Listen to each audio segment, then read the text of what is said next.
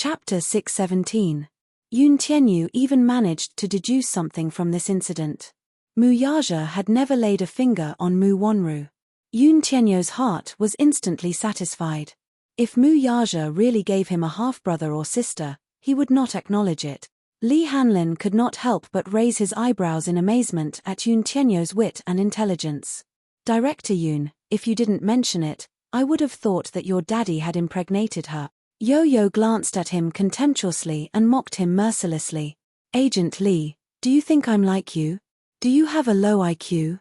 Li Hanlin felt aggrieved by Yo-Yo's contemptuous gaze. Did he have to be so black-bellied? Did he have to be so sharp-tongued? He even mocked him for having a low IQ. Li Hanlin's face was filled with grief and indignation. I'm bitter inside, but I won't say it out loud. If I say it out loud, my bonus will be deducted. Li Hanlin pursed his lips in puzzlement. Since the child in Mu Wonru's stomach isn't Mu Yaja's, then whose is it? It's definitely not yours, Yoon Tianyu replied abruptly. Li Hanlin was at a loss for words. I know it's definitely not mine. That's an interesting question. Yo-Yo gave him a sidelong glance expressionlessly. You're asking me whose child it is. How would I know? Do you think I'm a god? Li Hanlin clapped his hands in glee. It seemed that this child was not a god. He did not know everything, after all. This time, it was his turn to be satisfied. Director Yoon, your mommy is filming. Don't you need to visit her? Li Hanlin suddenly asked. No need. My mommy's scenes are all night scenes, it must be tough on her. When she's done with the night scenes, I'll definitely nourish her well. As Yo-Yo spoke, he started to organize a diet in his mind. He planned to nourish Yoon Shusha's body with more food when she returned home. Li Hanlin was so envious that he was about to die. Aya, why didn't he have such a filial son? Well, he didn't even have a wife. In the future, when she had children, she must use Yoon Tianyu as a benchmark. She would educate her children on the path of 24 filial piety from a young age and raise them into a smart and filial son like Yoon Tianyu. Boss, based on the analysis from multiple angles, Miss Yoon is jealous of you. In the CEO's office of Dishing Financial Group, Minute Yu raised his head from the thick stack of psychology books on his desk. He adjusted his glasses and spoke seriously. Mu Yaja leaned back in his office chair with a thoughtful look on his face. Then, he stared at him suspiciously. Really? Probably. Minute Yu immediately explained. That's what the book says. Read it out, I want to hear it. Mu Yaja immediately ordered. Minute Yu nodded his head and said, no matter if it's a man or a woman, when they see their partner interacting with someone of the opposite sex, they will always feel uncomfortable. In psychology, it's called jealousy. Continue. Mu Yaja nodded and ordered him to continue reading. Chapter 618. He needs constant proof of his love. The thought of a possible love rival will arouse strong suspicion and accusations from him, a selfish person. This kind of baseless attack will make him feel wronged and tired at first. Later on, it will become an insult and unbearable. Mu Yaja was stunned. Why did Minute Yu's behavior and symptoms seem to be more similar to his?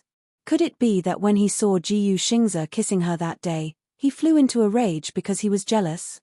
But when he saw his woman with another woman, shouldn't it be natural for him to be angry? Mu Yaja suddenly leaned forward slightly and clasped his hands together. He frowned and said, Minute Yu. Yes, boss. Mu Yaja asked hesitantly, is it normal for a man to be jealous of a woman? Minute Yu was taken aback. He immediately lowered his head and flipped through the pages of the book with his fingers. Mu Yaja was shocked by the speed of his hands. Minute Yu immediately flipped to the table of contents and read it to him with great emotion. Love without jealousy doesn't exist. Vinegar is not just a condiment in love. It's even a nutrient. The intensity of the vinegar is often proportional to the intensity of the love. So, looking back at the past and thinking about the present, if you're never jealous in a relationship, isn't this so-called love very suspicious? Practice is the only standard to test the truth. Jealousy is one of the standards to test whether true love is fake. In other words, when a person is jealous of another person, it's because he loves her and cares about her. Mu Yaja organized the paragraph into a sentence of truth. Minute-Yu nodded hesitantly and said, "That's roughly what it means." Muyaja frowned. He lowered his eyes and seemed to be deep in thought. Suddenly, he raised his eyes and looked at Minute-Yu in confusion. The latter's shoulders trembled as he stared at her. "Minute-Yu? Go ahead, boss. Have you ever been in love?" "No." Minute-Yu was touched on his sore spot. He immediately shook his head pitifully. "You've never been in love before?" Muyaja glanced at him from head to toe with some disdain. He actually hired someone who had never been in a relationship to be his love psychology teacher. Minute-Yu retorted, "Boss, I haven't even earned enough money to get married. How would I dare to fall in love?" Muyaja raised his eyebrows in displeasure and glared at him coldly. He rapped his knuckles on the table. "If you want a raise, just say it." Minute-Yu replied honestly, "Boss, I want a raise." Muyaja ignored him. "Rejected." Minute-Yu looked as if he had nothing to live for. Muyaja ignored the resentment emanating from him and continued to ask, "What does it mean for a woman to be jealous of a man?" Unwillingly, Minute-Yu lowered his head and flipped through the book. Then, he read it out one by one. "When a woman is jealous, she will ignore you." Muyaja nodded. Just a few days after he left the country, this woman had blacklisted his number. "Secondly, she will be cold to you." Muyaja nodded again. This woman was really damn cold to him. She gave him the cold shoulder. Could it be that she was jealous of him? Thirdly, she will lose her temper easily. 90% of women will lose their temper. Chapter 619. The fourth rule is that you will mock and ridicule without revealing your true feelings. That seemed to be the case. She'll compare herself to that woman. Muyaja rubbed his chin thoughtfully. Yun Shusha's words echoed in his ears again. "You said that every part of my body belongs to you. What about you? Who do you belong to?" "Mu Wonru." She'll appear depressed, accompanied by sad crying, and unable to recover from the setback. Minute-Yu listed out the reactions of women to jealousy one by one. Even if he didn't list all of them, most of them matched. Could it be that the woman had blacklisted him, treated him coldly and alienated him, secretly mocked and ridiculed him, and even compared him to other women? These were all reactions of jealousy. Muyaja naturally put it into the equation: jealousy equals love. Did that mean that this woman was jealous because she liked him? Muyaja couldn't help but smile at this realization. The coldness in his eyes gradually eased, and there was a hint of joy. Minute-Yu raised his head and looked at the excitement and complacency on his boss's face in shock. Under his gaze, Muyaja came back to his senses. However, when he saw Minute-Yu staring at him so blatantly, he immediately stopped smiling, cleared his throat, and glared at Minute-Yu unhappily. "Continue reading your book." Minute-Yu immediately calmed down and didn't dare to look at him again. You have to be good at controlling your emotions and respecting the other party's feelings. You have to know that she's not your private property. "She's my private property." Muyaja corrected him unhappily. "She has the right to be with others, and even to love others." Muyaja immediately interrupted him with a cold look in his eyes. "She has no right to be with men other than me, and she has no right to love other men." The strong and dangerous aura emanating from him shocked Minute-Yu so much that he didn't dare to speak for a long time. "Minute-Yu. Boss, is this book authentic?" Muyaja questioned. "How can there be such a ridiculous statement?" "Yeah." Minute-Yu flipped to the next page and added, "It also says that although being jealous is a sign of liking someone, it's still far from true love. If you're jealous, there's only one way out: to use love to get love back. Using love to obtain love." Muyaja couldn't help but fall into deep thought as he leaned back in his chair with an unreadable expression on his face. Do women have a deep obsession with marriage? What do women usually think about marriage? Minute-Yu shook his head blankly. "I don't know." He also wanted to answer this question. It was a pity that he didn't even have a girlfriend. Muyaja glared at him. "If you don't know, then why aren't you investigating?" Minute-Yu immediately took out a book titled The Psychology of Marriage and started reading it silently. It's easy to fall in love, but it's hard to get along with each other. The biggest difference between marriage and love is that love is based on the other party's strengths, while marriage is based on the other party's weaknesses. In marriage and love, communication is often a big problem, and this is often caused by the difference in perception of love between men and women. Muyaja nodded thoughtfully. Chapter 620. Is that so? Muyaja mumbled doubtfully. Minute replied, well, a woman's heart is like a needle at the bottom of the ocean. I don't really understand. Muyaja replied, marriage is just a piece of paper. Do women actually see it as a sense of security? He really couldn't understand what women were thinking. Muyaja was a little confused. Can't you get a divorce after you get married? Minute thought about it seriously for a while and said, I think that women yearn for marriage not only because of the sense of security that a piece of paper can give them, but also because they yearn for their man's love to become a legitimate thing. Muyaja gently rubbed the thumb ring on his finger. His eyes were filled with thoughts, but he didn't say anything. Boss, do you not know how to coax a woman? Minute winked slyly. Let me give you a suggestion. Let's hear it. Minute immediately leaned over and whispered in his ear. Muyaja looked at him suspiciously. Will it work? Yes. It will definitely work. Women like romantic things. Muyaja glanced at him and pursed his lips. Go and arrange it. Okay.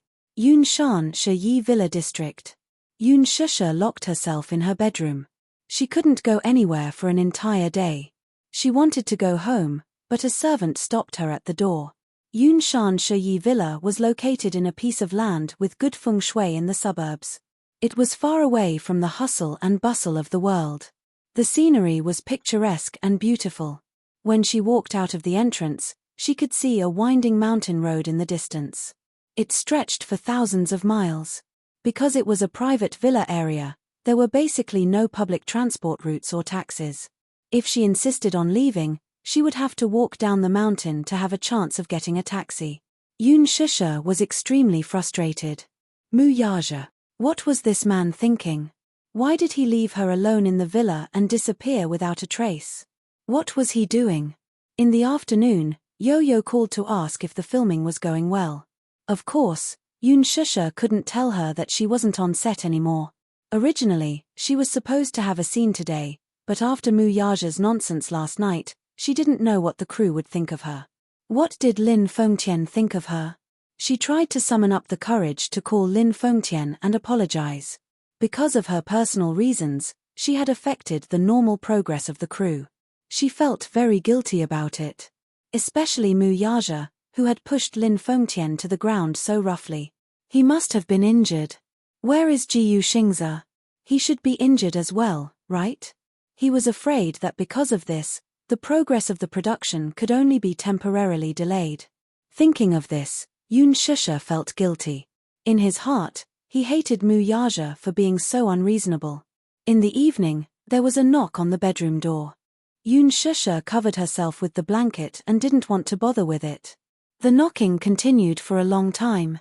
Suddenly, the butler's polite voice came from the door. Miss Yun, are you asleep? I'm asleep, Yunshisha replied in annoyance. There was another silence outside the door. Then, there was the soft sound of keys. Yunshisha was shocked. She immediately sat up from the bed, put on her slippers and walked to the door. However, the door that was originally locked was opened from the outside. She couldn't help but feel a little angry. Didn't I say that I was asleep? Chapter 621. Yunshisha was startled. You want to send me home? Yes. The butler explained. The president just called and asked us to send you home. Yunshisha's face froze. She didn't know why, but when she found out that it was this man who asked the butler to send her home, she felt a little disappointed. However, it quickly dissipated. He said he wanted to send me home? Yes. The butler said and carefully handed over a small dress. The president sent someone to give this to you. If you don't mind, we'll help you change into it. What is this? Yunshisha's gaze fell on the small black dress. It was a Chanel haute couture dress. It was elegant and beautiful, and one could tell that it was worth a lot. It wasn't for formal banquets, but more like the small dresses worn by socialites in high society. It was simple, but it didn't lose its elegance. She couldn't help but frown. I don't want it. She didn't want to wear the clothes he gave her. When the butler heard this, a panicked look appeared on his face. Miss Yoon, this is a little gift from the president. He repeatedly told us to help you change into it, otherwise. Miss Yoon, please don't make it difficult for us. Yoon Shusha said in a huff, I don't want it. Tell him I don't like it. You don't like this style? The butler asked respectfully. This was a style personally chosen by the president. When they saw it, they also felt that Yoon Shusha would look good in it. I don't like this style. Yoon Shusha said coldly. The president didn't just send this one. If Miss Yoon doesn't like it, there are a few more styles for you to choose from. With that, the butler immediately called out and a row of fashion clerks in high-class uniforms rushed in. They spread out in front of her, each holding a set of high-class clothes of different styles for her to choose from. Didn't you say you were going to send me home? Why did you make me change into this for a trial? Where's Muyaja? What is he trying to do? Yoon Shusha couldn't help but feel annoyed. She didn't know what he was trying to do. Everyone looked at each other and shook their heads in confusion. The president only told us to help you change into the dress and send you to the car. The car is already waiting for you outside. Upon hearing this, Yoon Shusha immediately walked to the floor-to-ceiling window and lifted the curtains. When she saw a luxurious limousine parked outside the courtyard, she was momentarily baffled. She really could not fathom the man's intention. However, she turned around and looked at the troubled faces behind her. She suddenly sighed and pointed at the black dress and said, Forget it, I won't make things difficult for you. Just this one, I will change into it myself. The servant's face immediately lit up with joy. She left the dress in the room and retreated out of the door. Yoon Shusha changed into the gown and looked at the mirror. The black gown on her made her look even more elegant and slender. It also accentuated her snow-white skin. Her black hair, which was as beautiful as brocade, slanted from her shoulders to her waist. She exuded the aura of a socialite. As soon as she opened the door, the stylists waiting at the door immediately surrounded her. Hair, makeup, jewelry, and high heels were undoubtedly a huge project. Yoon Shusha felt that something was wrong. What are you trying to do? The stylists were also confused and shook their heads. Chapter 622. The Bentley slowly parked in the parking lot of Hushin Island. Hushin Island was artificially developed 2 years ago, and now it had become a landmark in the capital. And this restaurant was located on Hushin Island. It could be said to have a picturesque view. Bali Western Restaurant. It was the best Western restaurant for couples in the capital. It was very romantic. It was said that this Western restaurant only served one pair of couples a week. It was rumored that this was the most expensive restaurant in the capital. Whether it was the dishes or the fine wine, they were all extremely luxurious. Therefore, it was widely rumored that Bali's couple's set meal was worth tens of millions. Yoon Shusha initially found it unbelievable when she heard about it. How could anyone be stupid enough to spend 10 million on a Western meal? However, when she got out of the car, she was surprised to see a gorgeous cruise ship docked by the shore. It was so beautiful. It was already night time. The entire island was covered in colorful lights. It was extremely romantic. The night breeze blew a burst of floral fragrance. The flowers on the shore bloomed like a magnificent carpet. The sky was filled with bright stars. The lake was decorated with starlight and starlights. The scenery was breathtaking. Yoon Shusha couldn't help but be deeply attracted by the romantic scenery. She walked along the lakeside. The fragrance of flowers, the night view, and the starlights made her fall into a trance. When she came back to her senses, the car had already driven away. What did he mean? Why did he leave her here alone? Yoon Shusha's heart skipped a beat. Looking around, she saw a harbor not far away. The night view of Hushin Island was very beautiful. Not only that, there was also a port by the lake, equipped with a cruise ship. After boarding the cruise ship, one could travel around Hushin Island. However, the ticket price was not cheap, but it attracted many people. Therefore, there was a long line at the port. Many people were waiting to board the cruise ship to enjoy the beautiful night view. Yoon Shusha was obviously confused. She didn't know what Muyaja was doing. He let her wear such a gown and left her here alone. She didn't know how to get back to the city from here. She should be able to get a bus here, but she didn't have anything on her. She didn't bring her phone or wallet. He couldn't help but feel a little depressed. Seeing that there were people at the harbor, she thought to ask for directions and see if there was any way to return to the city. Thus, Yoon Shusha walked towards the harbor. Just now, she was walking in a hurry and didn't pay attention. When she brushed past a woman, she accidentally knocked the woman's phone to the ground. Yoon Shusha was stunned. She quickly apologized and lowered her head to pick up the phone. The woman said impatiently, "TSK. What's wrong with you? Don't you need to watch where you're going? Seriously." Yoon Shusha frowned slightly, but she didn't want to argue with this passerby. She picked up her phone, but when she raised her head to look at the woman, she was slightly stunned. It's her. The woman she bumped into was none other than Song Enya, whom she had bumped into at the hospital that day. How did he meet her here? Yoon Shusha froze on the spot, a trace of doubt and surprise appearing on her face. This was too much of a coincidence. Song Enya had originally come to Hushin Island with her friends to take a cruise ship to enjoy the night view around the island. She bought a ticket, but she still had to wait in line, so she decided to go along the lake to enjoy the night view. Chapter 623. She was used to being spoiled, so she was about to flare up when she saw the person looking up. It was Yoon Shusha. She was shocked for a moment, and then suspicion appeared on her face. Without a doubt, she recognized the woman in front of her at a glance. That day, the screen displayed on Mu Yaja's phone was this woman's sleeping face. Yoon Shusha was very beautiful. She was different from those female celebrities in the entertainment industry who had walked out of the plastic surgery production line. Be it her facial features or temperament, she was very recognizable. Song Enya had a photographic memory after seeing that photo once. Unlike the sleeping face in the photo, she was now wearing an elegant black dress with delicate and clear light makeup on her face. Compared to the sleeping face in the photo, she had a more unique charm. She was more beautiful in person than in the photo. This was a fact that she was unwilling to admit. It was no wonder that Brother Mu seemed to dote on her. A woman like her was indeed the type that men would fall in love with. Her face was elegant and her temperament was otherworldly. If she were a man, she would be tempted as well.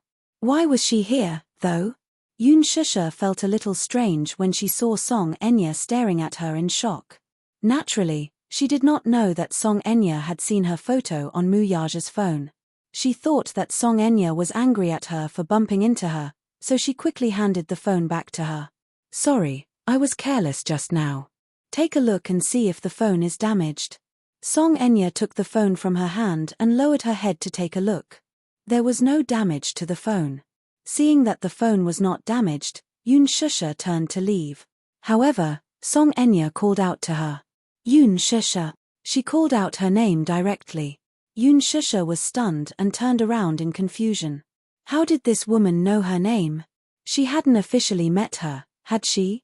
I didn't recognize the wrong person, did I?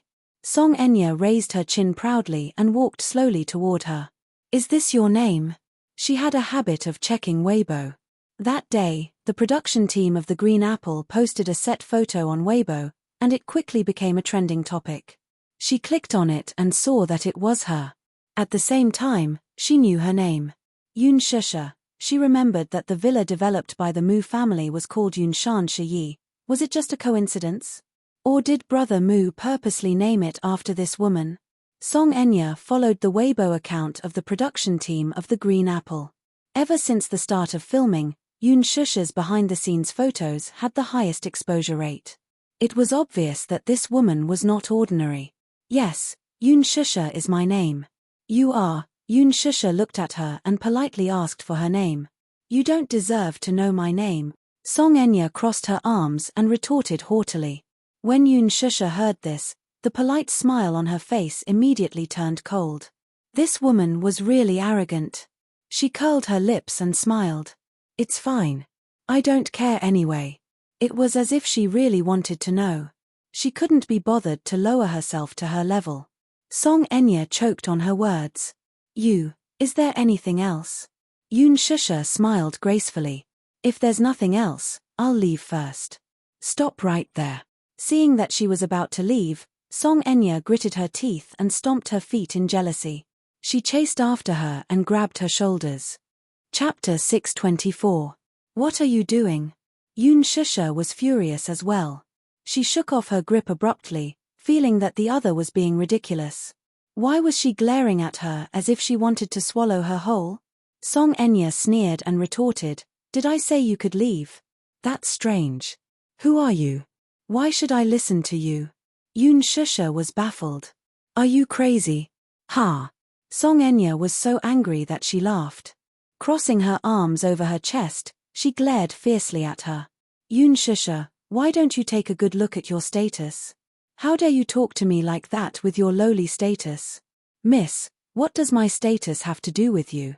You're so arrogant that I thought you were a princess from some royal family. Judging from your upbringing, you don't seem to have been educated in etiquette, Yoon Shusha retorted mercilessly, leaving Song Enya at a loss for words. She did not expect Yoon Shusha to be so sharp-tongued despite her frail and harmless appearance. Song Enya pursed her lips coldly and suddenly took a step closer to her. Her pair of sinister eyes scanned her from head to toe before she laughed. I think you're just SOSO. At most, you're a little more seductive on the surface. I'm afraid you're really cheap deep down. Who do you think you are? Do you think you're a socialite from the upper class just because you're wearing a gown? Dream on. A commoner will always be a commoner. Don't even think about marrying into the rich. Yoon Shusha was stunned. She was confused by the other's sarcasm. She did not know how she had offended this missy for her to be so hurtful. Song Enya continued, in this day and age, you're so righteous about being a third party in someone else's marriage.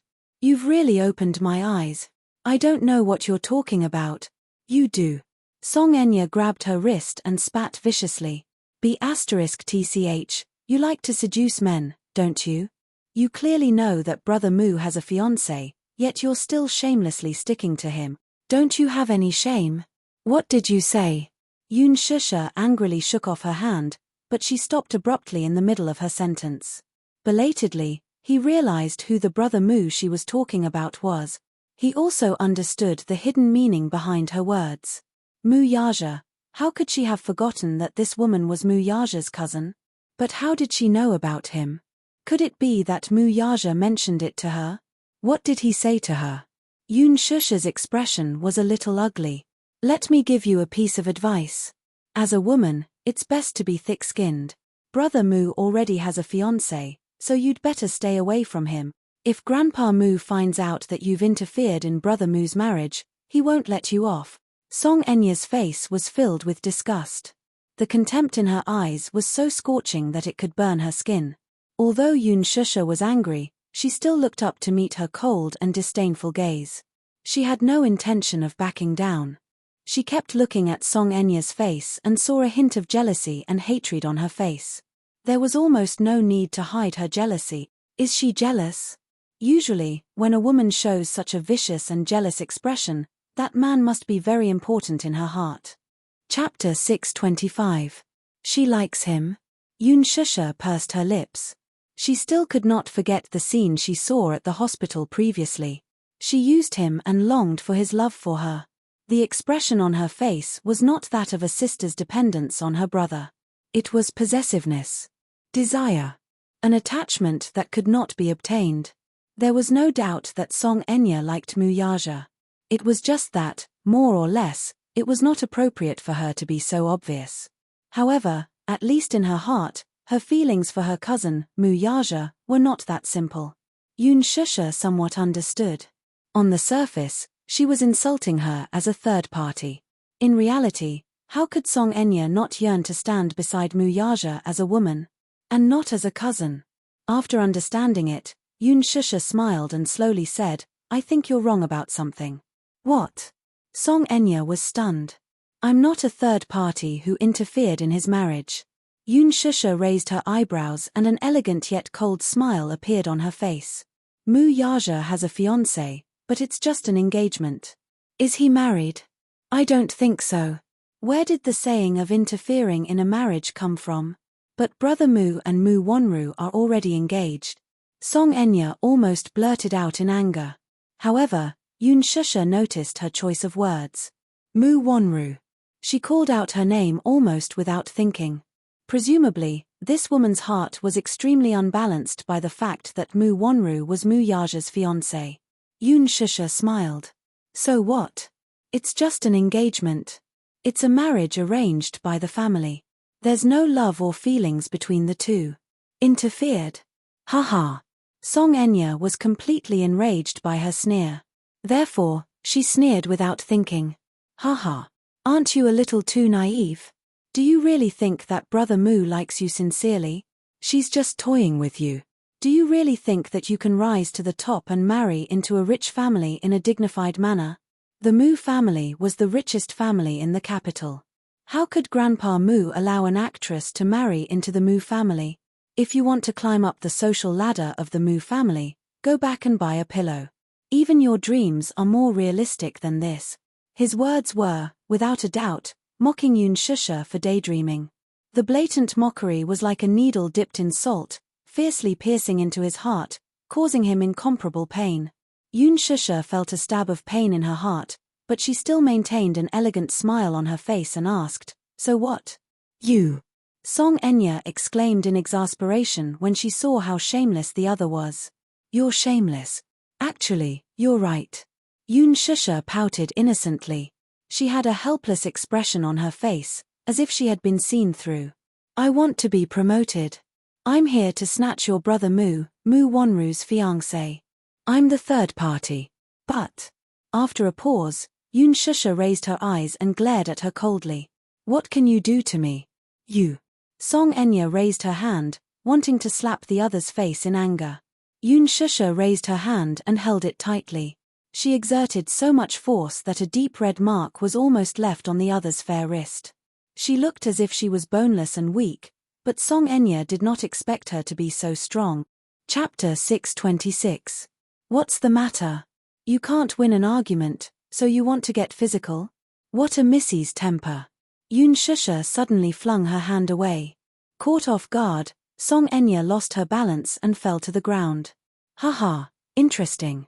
You're Mu Yaja's cousin, aren't you? As soon as she finished speaking, Yoon Shusha casually walked over and looked down at her condescendingly. She leisurely asked, "Why? You can't hide the jealousy on your face, can you? Don't tell me that you like Mu Yaja." Her voice was casual, but there was a strong sense of sarcasm in it. Yoon Shusha's rhetorical question made Song Enya's face turn ghastly pale in an instant. There was no doubt that women understood each other. Men could not tell. Mu Yaja could not tell. However, it did not mean that Yoon Shusha could not tell. This Song Enya obviously had feelings for Mu Yaja. There was no way to hide her feelings. Yoon Shusha could tell at a glance. Especially at this moment, Song Enya's flustered and ashamed expression was obvious. So that was really the case. Yoon Shusha shook her head and sighed. So that's how it is.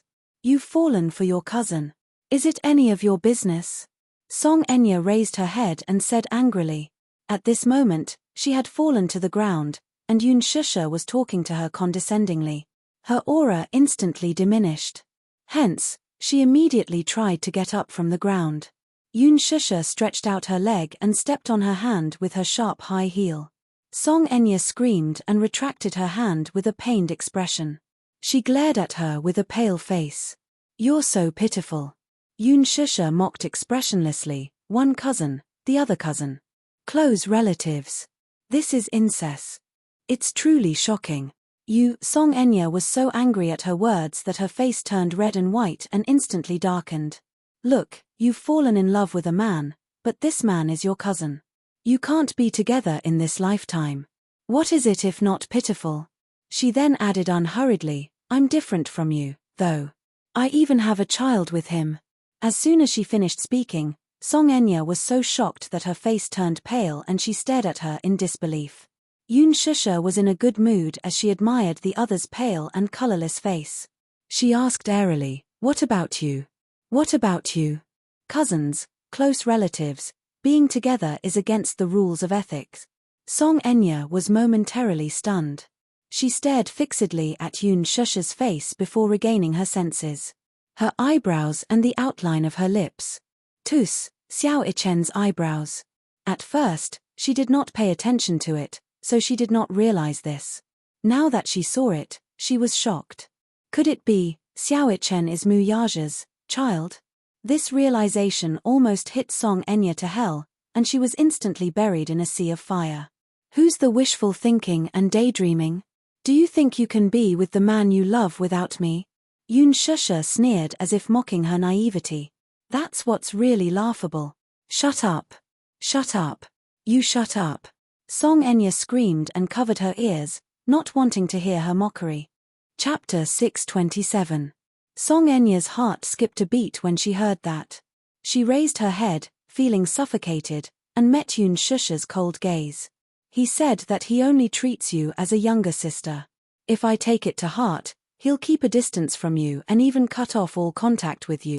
That one sentence sent Song Enya to hell mercilessly. At that moment, even her heart seemed to have stopped beating. Tears burst out of her eyes and rolled down her cheeks. She clenched her teeth tightly, unwilling to look up and let Yun Shusha see her sorry state. She could only choke on her sobs. You're lying. You're lying. Brother Mu loves me the most. He would never lie to me because of you. If you don't believe me, you can ask him. Yun Shusha was not lying. This was what Mu Yaja said himself back then. She was just repeating what he said. Yun Shusha pursed her lips as she recalled how Song Enya had acted all high and mighty in front of her earlier. The thought of it infuriated her. Now that she knew that Mu Yaja only treated her as a younger sister, she could not take the blow and broke down. She was just a vase and very delicate. In fact, she was also a woman who held grudges. One was not a gentleman if one did not take revenge. Therefore, she planned to add another stab to Song Enya's bloody wound. It seems that you don't have much weight in his heart. He actually cut off all contact with his cousin because of a woman you said was just a game. I've really let you down for being so devoted to him. Song Enya screamed at her uncontrollably, shut up. You be *tch. With that, she pounced on Yun Shusha from the ground with bared fangs and brandished claws. That shrewish posture made it seem as if she wanted to strangle her to death. At this moment, Song Enya had already lost her rationality after being provoked by Yun Shusha's words. All she wanted was to teach this be *tch a lesson. Yun Shusha, however, did not even bother to look at her. With a slight movement of her body, she hooked Song Enya with the tip of her foot. In her fury, the Missy did not see the tripper clearly and tripped unsuspectingly, falling face first into the mud. The cement floor was filled with jagged gravel. Song Enya, who was wearing a short skirt, scraped the skin on her knees from the fall, causing numerous bloody spots to appear on them. Her palms were also scraped, and streaks of blood seeped out. She was in a sorry state. Song Enya lowered her head to take a look at the gruesome abrasions on her knees. In the Song family, she had always been a princess who had been doted on since she was young. Before Song and she was born, she was the only one, the Song. Her father, mother, doted on her, and elder brother, she, had never suffered any grievances. Even after Song and Shi's birth, Papa Song and Mama Song's love for her did not diminish at all. Her spoiled Song Enya, and Song Enya's. Being pampered like this, Song Enya was really spoiled like a princess. Her body was as flawless as white jade. She had always been vain and would not let herself get hurt. Now, when she lowered her head and saw the terrible injuries on her knees, she glared at Yun Shusha and screamed, Yun Shusha, you be *tch, shameless. Tears rolled down and wet her face. Song Enya's meticulously applied makeup was ruined by her tears. Chapter 628. In short, she was scheming and elegant. Song Enya was momentarily stunned when she heard that. Her eyes widened as she sized up the woman before her in disbelief. Her heart skipped a beat, and she gritted her teeth hard. You be *tch, smack. Yun Shusha raised her hand and gave her a tight slap. Song Enya's face was slapped to the side. Her eyes widened in disbelief as she held her stinging cheek in disbelief. She had been slapped by someone. Yun Shusha looked down at her coldly and sneered. Didn't your parents teach you any manners? Yun Shusha, how dare you hit me? Song Enya was so angry that her eyes turned red. Smack. Yoon Shusha smiled and gave her another slap. This time, Song Enya was completely stunned. I'll let you see if I dare to hit you or not. Yoon Shusha straightened her clothes expressionlessly. Song Enya was about to flare up when she saw her elegantly turn around and leave. Yoon Shusha, stop right there. Song Enya gritted her teeth and got up from the ground to chase after her. A hint of impatience appeared on Yoon Shusha's face. This Song Enya really doesn't know pain until she suffers. While the two were arguing, a waiter, who had been waiting at the port for a long time, saw the scene and locked his gaze on Yoon Shusha. Seeing her black off-the-shoulder gown, silky hair, and exquisite makeup, he knew that she must be tonight's VIP guest. Hence, he hurried forward and interrupted Song Enya's unreasonable tantrum. Hello. May I ask if you're Madam Yoon Shusha? Yoon Shusha turned around and saw the man in his uniform. He looked dignified and polite, so she smiled at him. Hello, I am. May I know who you are? Madam Yoon, I'm the manager of Bali Restaurant. You're tonight's VIP guest, so I'm here to pick you up for dinner. Yoon Shusha was stunned. Song Enya, who was behind her, was also stunned. Bali Restaurant. Even Song Enya was shocked by this. Did Yoon Shusha come here to keep an appointment? In Bali, a set meal for couples was worth 13 million. Even in the whole of Beijing, this was a sky-high price. Bali was a Western restaurant that was rumored to be extremely dreamy. It was said that the dishes included 8 delicacies, accompanied by aged wine. From the small dishes to the large decorations, all of them were noble and exquisite. It was said that before the meal, they would take a 30-minute helicopter ride overlooking the beautiful scenery of Hushin Island. During the meal, they would also receive 10,000 roses. Just this alone was enough to make many women scramble for him. Being able to go on a date in Bali had become a symbol of supremacy.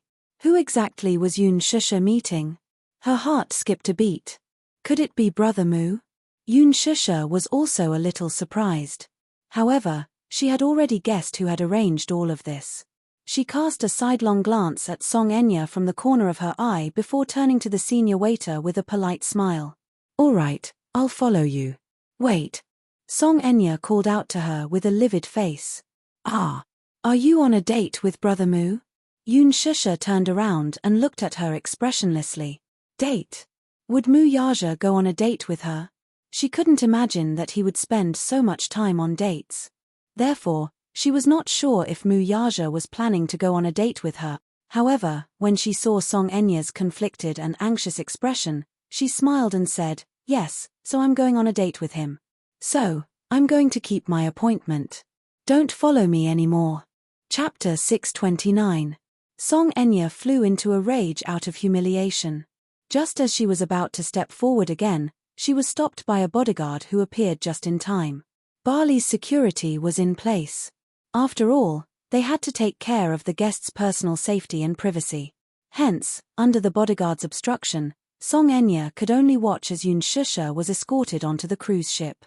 The Bali Western restaurant was located on Hushin Island, and the only way to get there was via a cruise ship.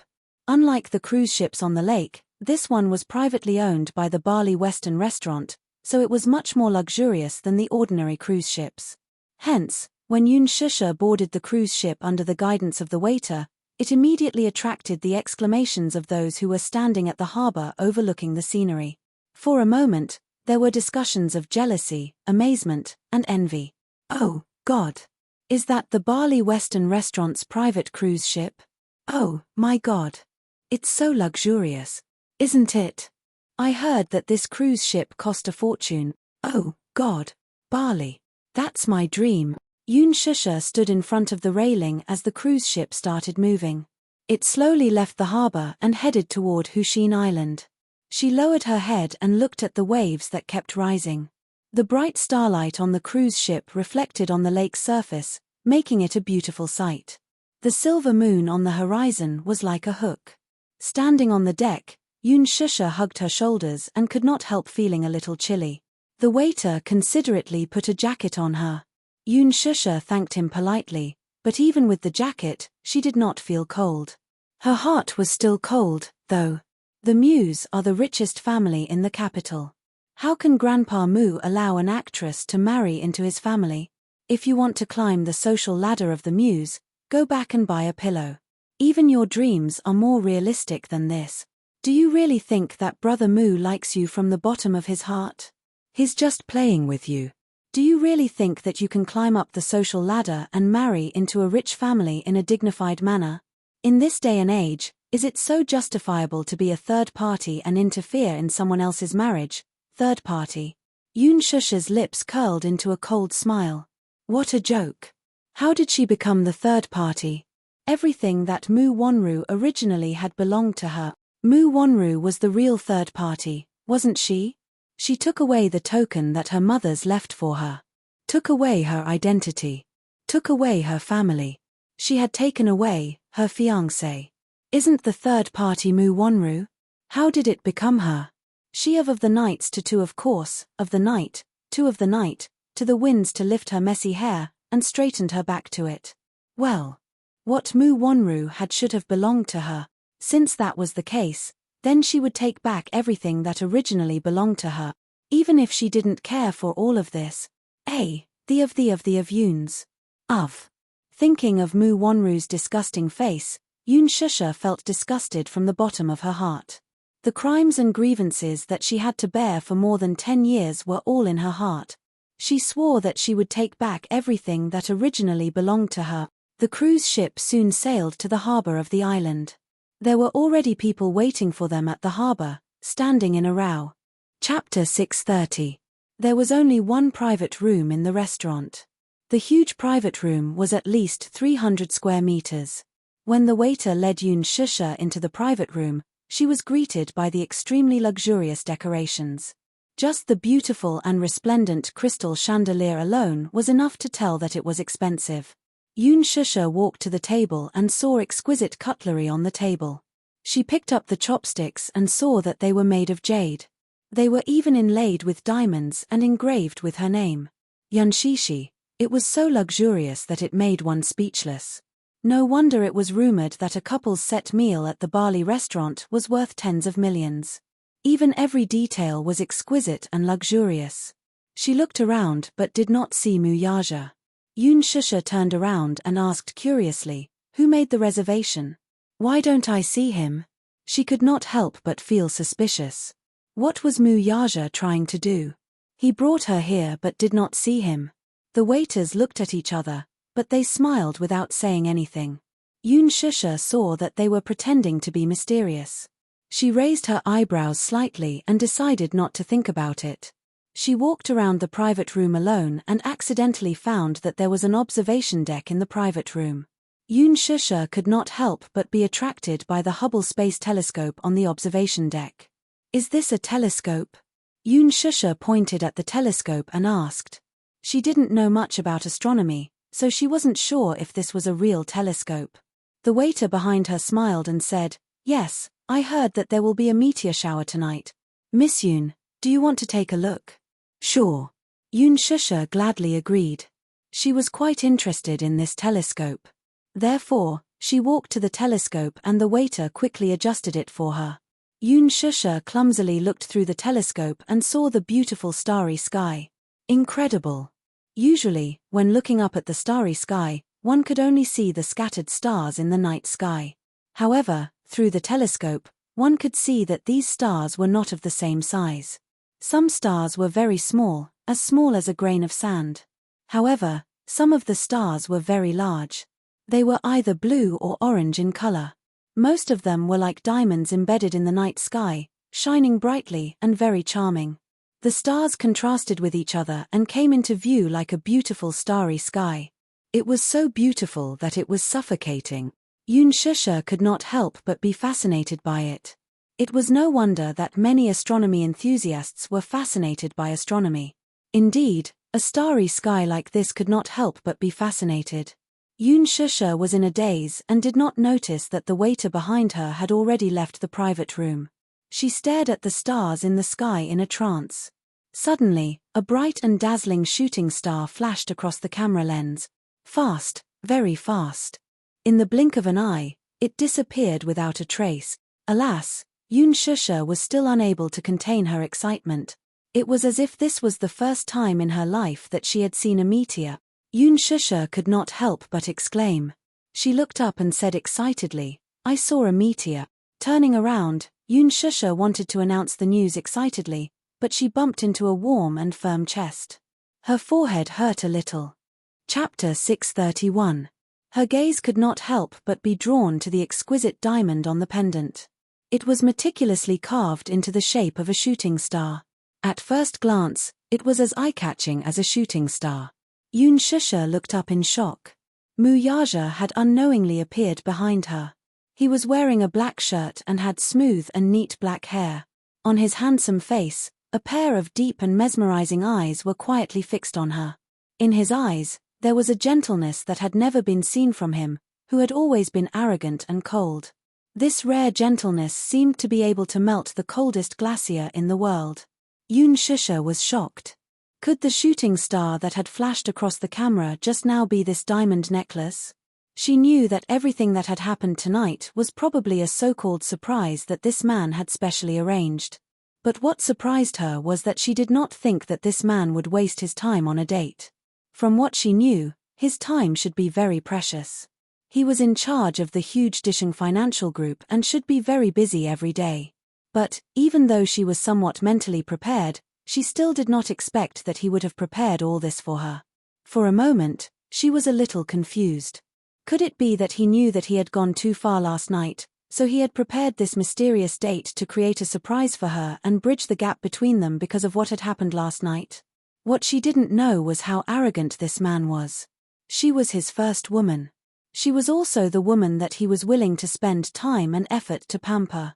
He had never put so much effort into dating before. However, this was his first time doing so. Although he had consulted Minute Yu's opinion on many aspects of this date, he still did not know how to guess a woman's thoughts. What did she like? What did she not like? He had no idea. He could only rely on Minute Yu's suggestions and slowly figure it out. Muyaja lowered his head to look at her. His gaze landed on her and saw that her beautiful peach blossom eyes were staring at the diamond pendant dangling in front of her in surprise. This man had meticulously prepared all this. Could it be that he felt guilty about what had happened last night? Was that why he did all this to make up for it? Yoon Shusha cursed in her heart. From time to time, she would raise the corners of her eyes slightly to size up Muyaja's expression. "You like it?" He opened his mouth slightly, his voice clear and deep. Yoon Shusha did not say anything. She looked at him with anger in her eyes. She thought about how bad this man was yesterday. Seeing him, her heart was filled with anger. However, her gaze once again fell on this almost suffocatingly beautiful pendant. Even though she tried her best to maintain the cold curve of her lips, she still lightly curved her lips because of this unexpected surprise. Muyaja looked at the gentle light in her eyes. She probably liked this surprise. Women should have lost their resistance to such surprises. Therefore, he held her shoulders and turned her around, wanting to put the diamond pendant on her neck. Yoon Shusha suddenly broke free from his grasp. With his closeness, her face quickly regained its indifference. In his eyes, she was still angry with him. "You don't like it?" Muyaja asked in a deep voice as if he was asking for her opinion. Yoon Shusha glanced sideways at the pendant lying in his palm, but she shook her head coldly. Chapter 632. How could he not see her stubbornness and going against her will? This woman was clearly still angry at him. Looking at her eyes just now, it was clear that she really liked this pendant. She was clearly throwing a tantrum with him. Muyaja's lips curled into a playful smile, so he said, "If you don't like it, I'll throw it away." After saying this, without waiting for her to react, Muyaja strode to the railing of the observation deck and forcefully threw the pendant into the lake. The observation deck was very close to the lake. The strength in his hand naturally could not be underestimated. With one throw, the pendant disappeared without a trace. Yoon Shusha turned her eyes and just happened to see his action. Her heart fiercely trembled, and then she could not care about maintaining the reserved expression on her face. She anxiously walked to his side and looked in the direction he had thrown the pendant, but she could not see it. Her heart was filled with anger. Yoon Shusha angrily bit her lips and turned around to forcefully push him. What are you doing? Chem? What's wrong with me? Mu Yaja looked at her with an innocent face, as if he was confused and did not understand the situation. Why are you randomly throwing the pendant that you gave me into the lake? Is it very interesting? Yoon Shusha's eyes were filled with anger and shame. You said you didn't like it. Mu Yaja's voice was deep and his deep eyes seemed to silently remind her that it was because she did not like this pendant that he had thrown it away. Yoon Shusha was speechless. You threw it away because I don't like it. If you don't like it, it has lost its value. The man slightly raised his arrogant chin, but his tone was matter-of-fact. It was as if the value of this pendant was not measured by its cost. It was measured by whether she liked it or not. If she didn't like it, then this pendant had clearly lost its value. It was not a pity to throw away something that had no value. Yoon Shusha deeply knitted her brows. She was angry and amused at the same time. She said that she didn't like it, but did she really not like it? In fact, she really liked this pendant and thought it was very beautiful, but she just didn't want to forgive him so easily. How could he not understand a woman's thoughts? She actually liked this pendant very much. I like it very much. It could be seen that he had carefully selected them. Whether it was the cutting or the polishing, every angle was very delicate. The cost of the production must be expensive. He had carefully prepared such a surprise for her, but she only wanted him to make a statement about his attitude last night. Even if it was just an apology, she would be very happy. But did he have to be so arrogant? Just because she said she didn't mean it, he threw away such an expensive pendant just like that. The most important thing was that she really liked it. Yoon Shusha stared at him expressionlessly. She was angry and annoyed, so she simply turned her head away and didn't want to bother with him anymore. She turned around in a fit of pique and no longer looked at him. She pursed her lips and looked at the calm surface of the lake, but her heart was filled with anger. When Mu Yaja saw this, he could not help but smile and walked behind her. A pair of long slender legs stuck close to her skirt. Yoon Shusha turned her head and pursed her lips as she stared at him. Her eyes seemed to be warning him to keep a distance from her. It was obvious that her anger had not subsided. Mu Yaja could not help laughing. He knew that she must be very angry at this moment. Not only did he not keep a distance from her, he seemed to be sticking closer to her. Chapter 633. No. Yoon Shusha ignored his closeness and coldly replied. Although he said no, there was a strong sense of displeasure in his tone. Presumably, his action of throwing away the pendant had angered her.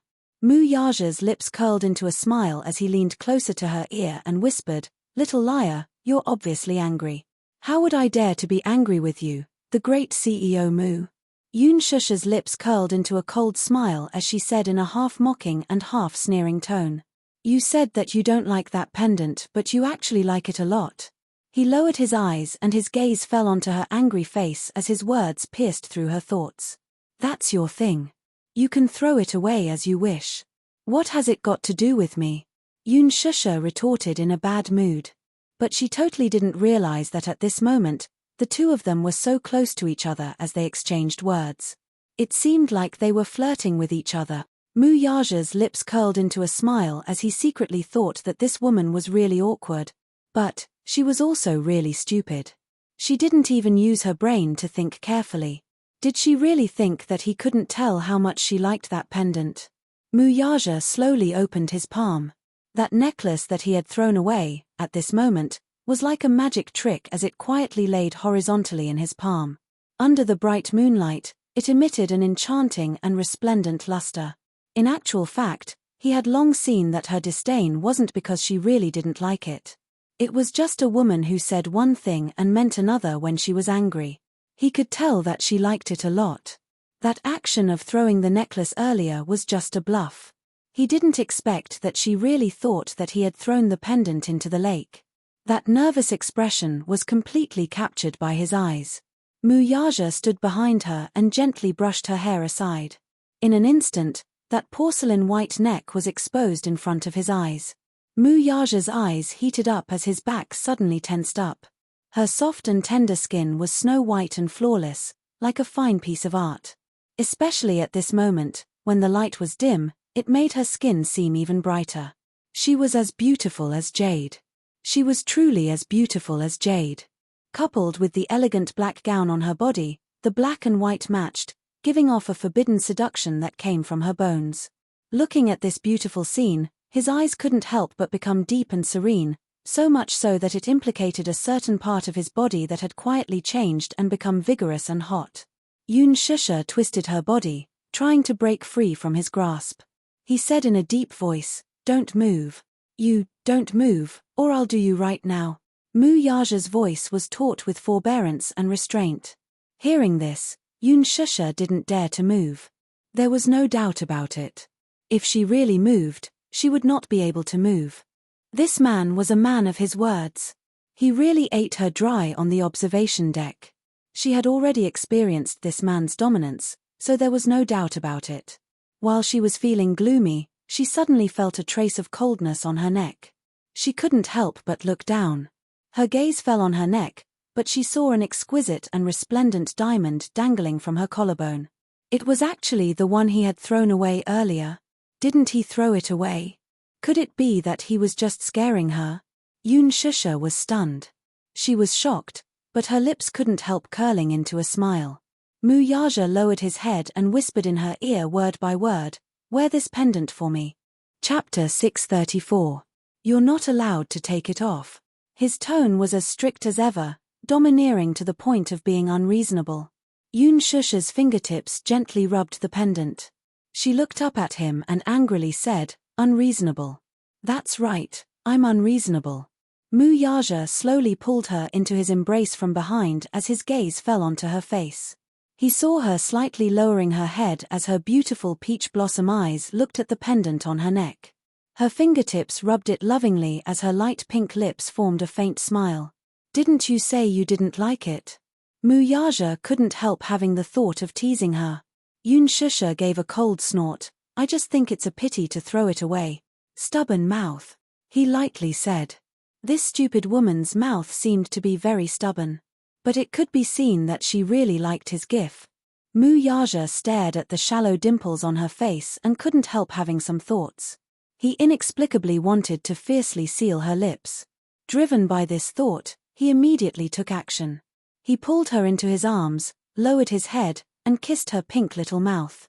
Her soft and tender lips were extremely warm and soft, revealing a sweet taste that made one want more uncontrollably.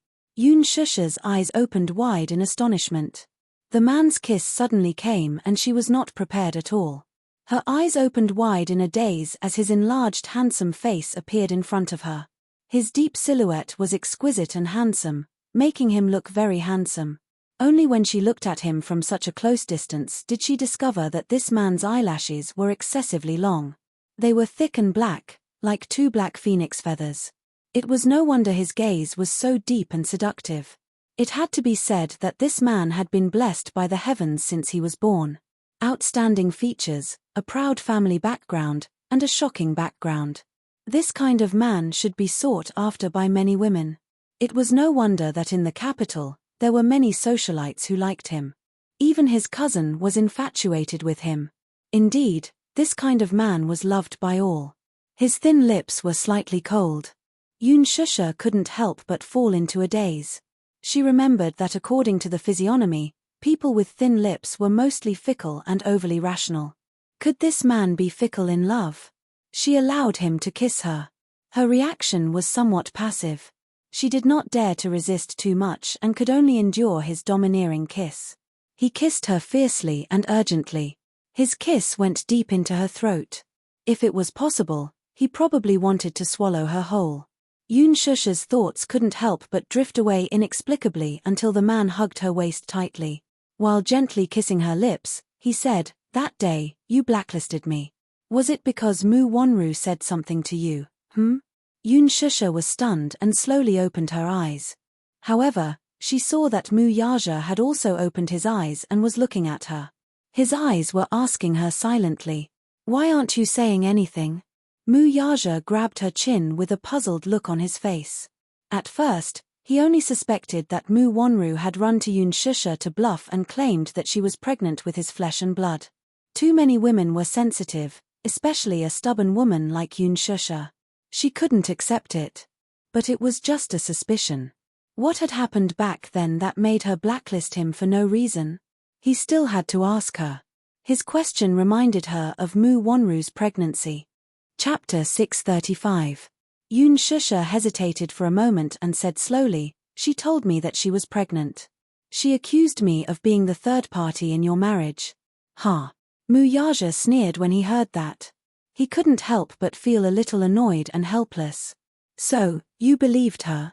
He might be able to accept it if his number was blacklisted because of other things.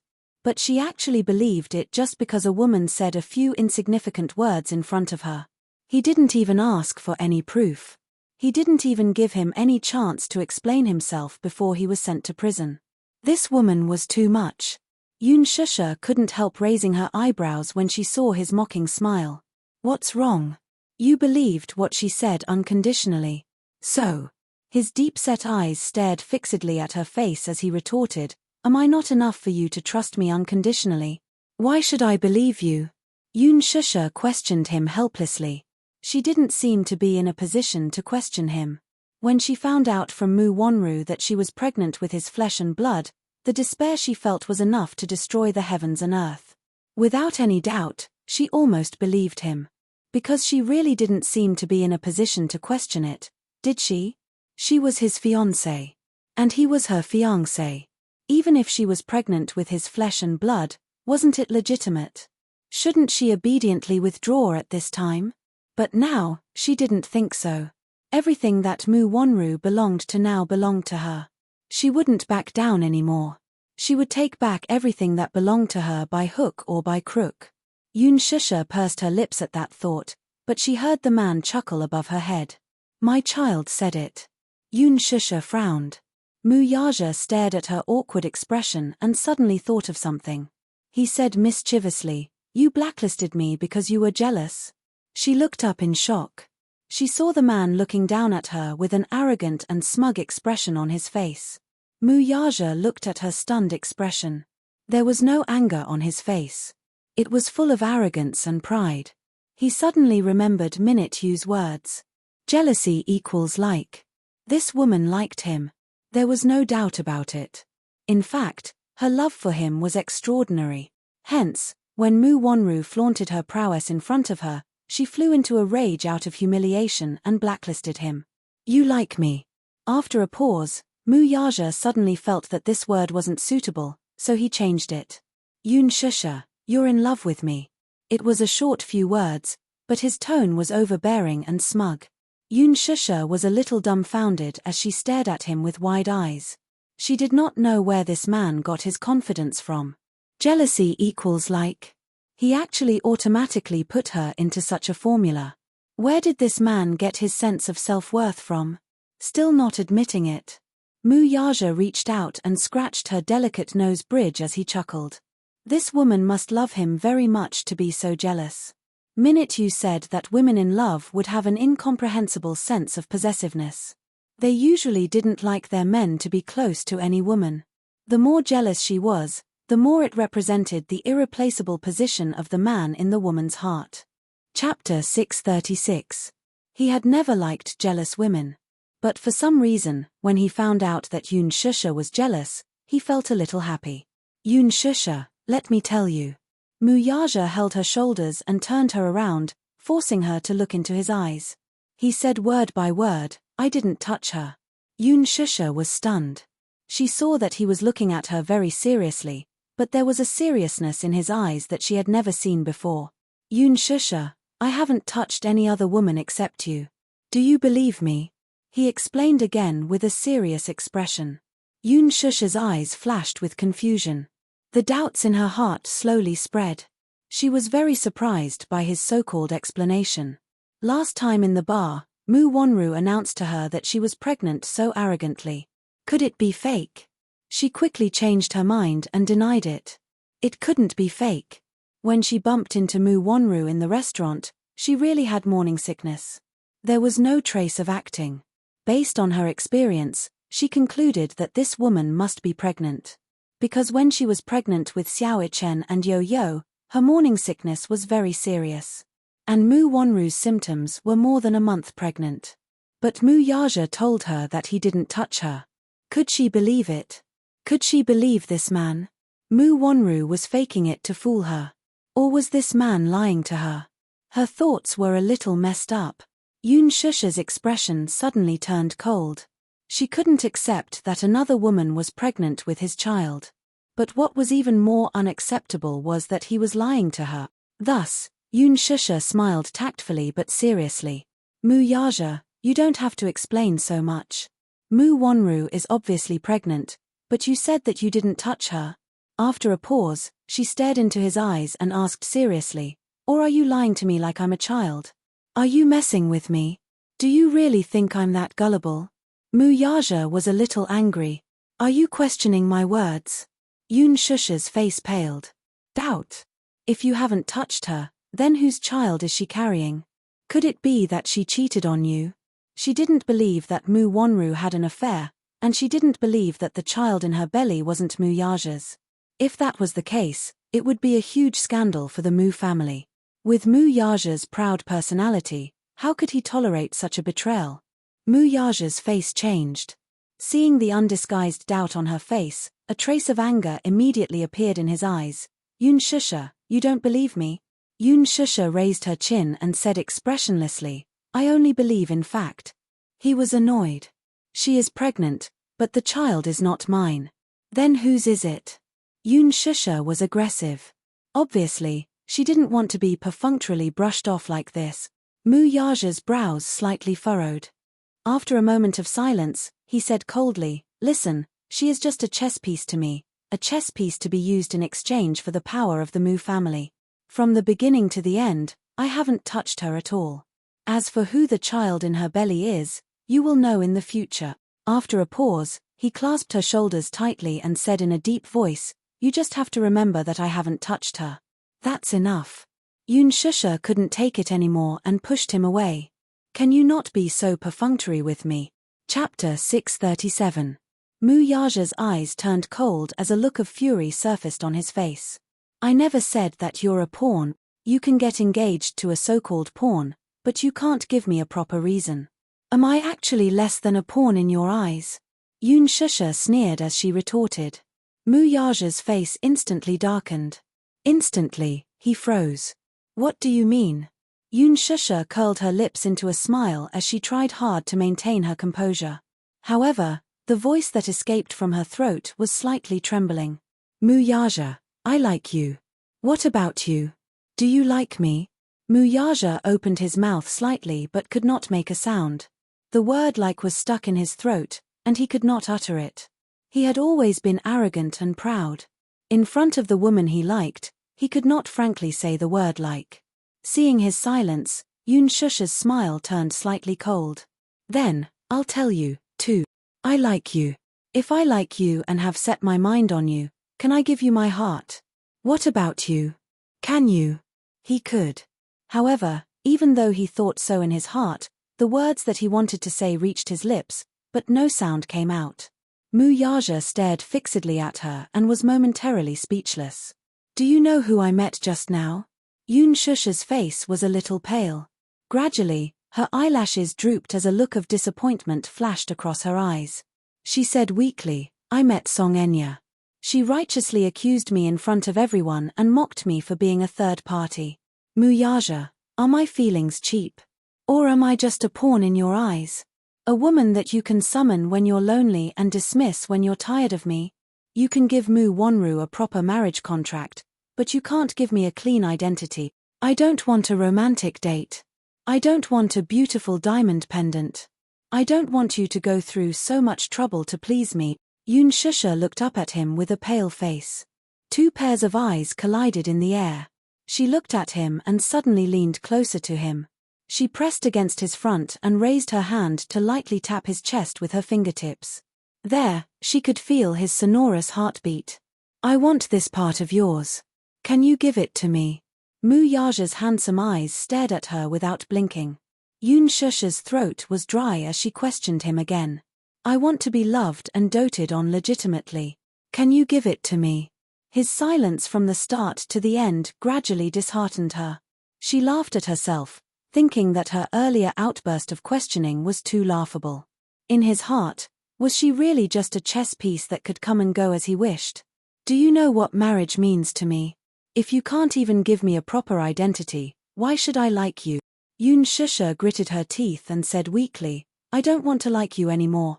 That sentence was like a cold thorn that pierced deep into his flesh. In that moment, his heart felt like it was pierced by a sharp sword. She didn't want to like him anymore. Damn woman. How could she talk to herself like that? She didn't want to like him, but did he allow it? Mu Yaja stood there. His tall and arrogant figure seemed to be petrified. The expression on his face was as cold as ice. In his eyes, there was only shock and anger. Yoon Shusha couldn't stand his silence and turned to leave. Chapter 638. Yoon Shusha felt a wave of dizziness wash over her as she was pushed hard against the railing by him. Mu Yaja held her waist with one hand and pressed the other on the railing to keep her in front of him. I'll give you a chance to take back what you just said. He stared at her and said coldly, Take back what you said, Yoon Shusha. Take it back. Yoon Shusha's face turned pale. She suddenly curled her lips and asked seriously, Okay, which sentence do you want me to take back? Don't like me anymore. The corners of her lips curled up. She suddenly turned her eyes and looked elsewhere. Her face returned to its usual cold and expressionless state. She didn't say anything for a while. Mu Yaja saw that she was silent and couldn't help feeling annoyed. His dark eyes were filled with viciousness and the hand holding her shoulder tightened. Say it. Yoon Shusha's gaze never fell on him. She wanted to speak several times, but she felt that her throat was dry. Say it. Mu Yaja lost his patience. This woman was really trying to anger him. He stared at her cold expression and suppressed the anger that was on the verge of bursting out. Is it that hard to take back what I said? Mu Yaja suddenly stared at her coldly and grabbed her chin, forcing her to look up at him. He said word by word, Yoon Shusha, remember, I won't allow you to leave me. So, what do you mean by this? Yoon Shusha was so angry that she laughed and her lips curled up. Mu Yaja, do you want me to be like a mistress that you keep by your side? Like a canary in your cage? You're my woman. Not a canary. Mu Yaja corrected her condescendingly as he glared at her. So, you don't have to use this to brush me off. Yes. Women, you can have many women, Yoon Shusha said lightly. Even though her heart ached, she tried to maintain a calm expression on her face. But I won't be the only one. You are. Why was this woman talking to herself? Other than her, he did not have any other woman. Mu Yaja said in a deep voice, You are my only one. Yoon Shusha stared at him in a daze. Suddenly, she asked in return, What proof can you use? You need me to give you a status. It was not a rhetorical question, but a statement. There was no doubt about it. Yoon Shusha did not say a word, but it was a tacit agreement. On the observation deck, the cold wind blew. The evening breeze from the lakeside carried a bit of bone-chilling dampness. Yoon Shusha leaned against the handrail. Mu Yaja pressed a hand on her shoulder. Although he tried to control himself, he still hurt her. Her face was still deathly still, without any ripples. Mu Yaja stared at her with his dark eyes. Is a piece of paper worth you so much? Could it be that this woman believed this piece of paper, but not him? Yoon Shusha looked at him in astonishment. In this man's heart, could it be that the marriage certificate was just a piece of paper that was not important enough? Mu Yaja saw that she did not speak, so he asked again in a deep voice, Compared to that piece of paper, am I really not worthy of your trust? Yoon Shusha found it funny and asked back, You can't even give me a piece of paper. May I ask, how can I trust you? This piece of paper was a very sacred thing in her heart, and it was worthy of respect. But the value in his heart seemed to be very cheap. Chapter 639. Respect. Yoon Shusha said firmly. In her heart, marriage was sacred. Even though the family environment she grew up in didn't give her the idea that marriage was a happy one. But in her heart, she longed for a family. However, a family had to be built on this piece of paper. Only then could it be justified. I care about it a lot. I really care about it, What exactly are you thinking? If there's even a little place for me in your heart, how can you watch our child call another woman mommy? Yoon Shusha lost her composure a little and blurted out. This sentence was like a cold knife. It pierced his heart. Blood dripped. Mu Yaja's eyes were fixed on her. Do you really think that I want this status? Yoon Shusha's face was cold. Okay. Why don't we put ourselves in the same position? What? Mu Yaja, I love you. Yoon Shusha continued calmly, but similarly, I can't give you a status. Mu Yaja's body froze, and his eyes gradually darkened. I will marry another man. But you have to believe that it's just a piece of paper. Although I live under the same roof as him, he is my husband and I am his wife. Yo-Yo will call him daddy, and nothing will happen between him and me. But you have to believe that my heart will always be with you. Yoon Shusha smiled coldly and looked at Mu Yaja's frozen expression. She asked with a smile, is this okay? Mu Yaja's eyes were filled with emotions. He seemed to be trying his best to suppress something. Yoon Shusha stared at his handsome face, trying to find a trace of change on his face. What? Since you don't care about something like status, then you definitely don't care about it. Enough. Not enough. Enough. Mu Yaja looked at her gloomily and interrupted her with a loud shout. Yoon Shusha, that's enough. Without giving her a chance to speak, he pressed down on her shoulders and kissed her fiercely. He kissed her madly without regard for anything else. It was as if the whole world was spinning. The kiss was deep and filled with fear. Her words just now had actually made him feel helpless and fearful. He couldn't imagine Yo-Yo calling another man daddy. It was even more unimaginable that she would become another man's wife in name. In the beginning, in his eyes, status was just a way to tie two people together. It was not binding. In his eyes, this was just a piece of paper on the Vanity Fair. It was insignificant. But now, he didn't think so. He couldn't stand her being any man's wife in name. Not even a piece of paper. Yoon Shusha stubbornly kept her mouth shut, not giving him any chance to enter. Even though he attacked fiercely, she still did not open her mouth to welcome him. Mu Yaja seemed to have gone crazy. His eyes were dark red, and his strong arms hugged her waist tightly, forcing her body to be closer to his chest. But she still kept her lips tightly shut until the man tasted a faint trace of blood between their lips and teeth. Unknowingly, there was a crack on his lips. And there was a trace of blood on her lips. Mu Yaja looked down and the tip of his tongue slowly stroked her bleeding mouth.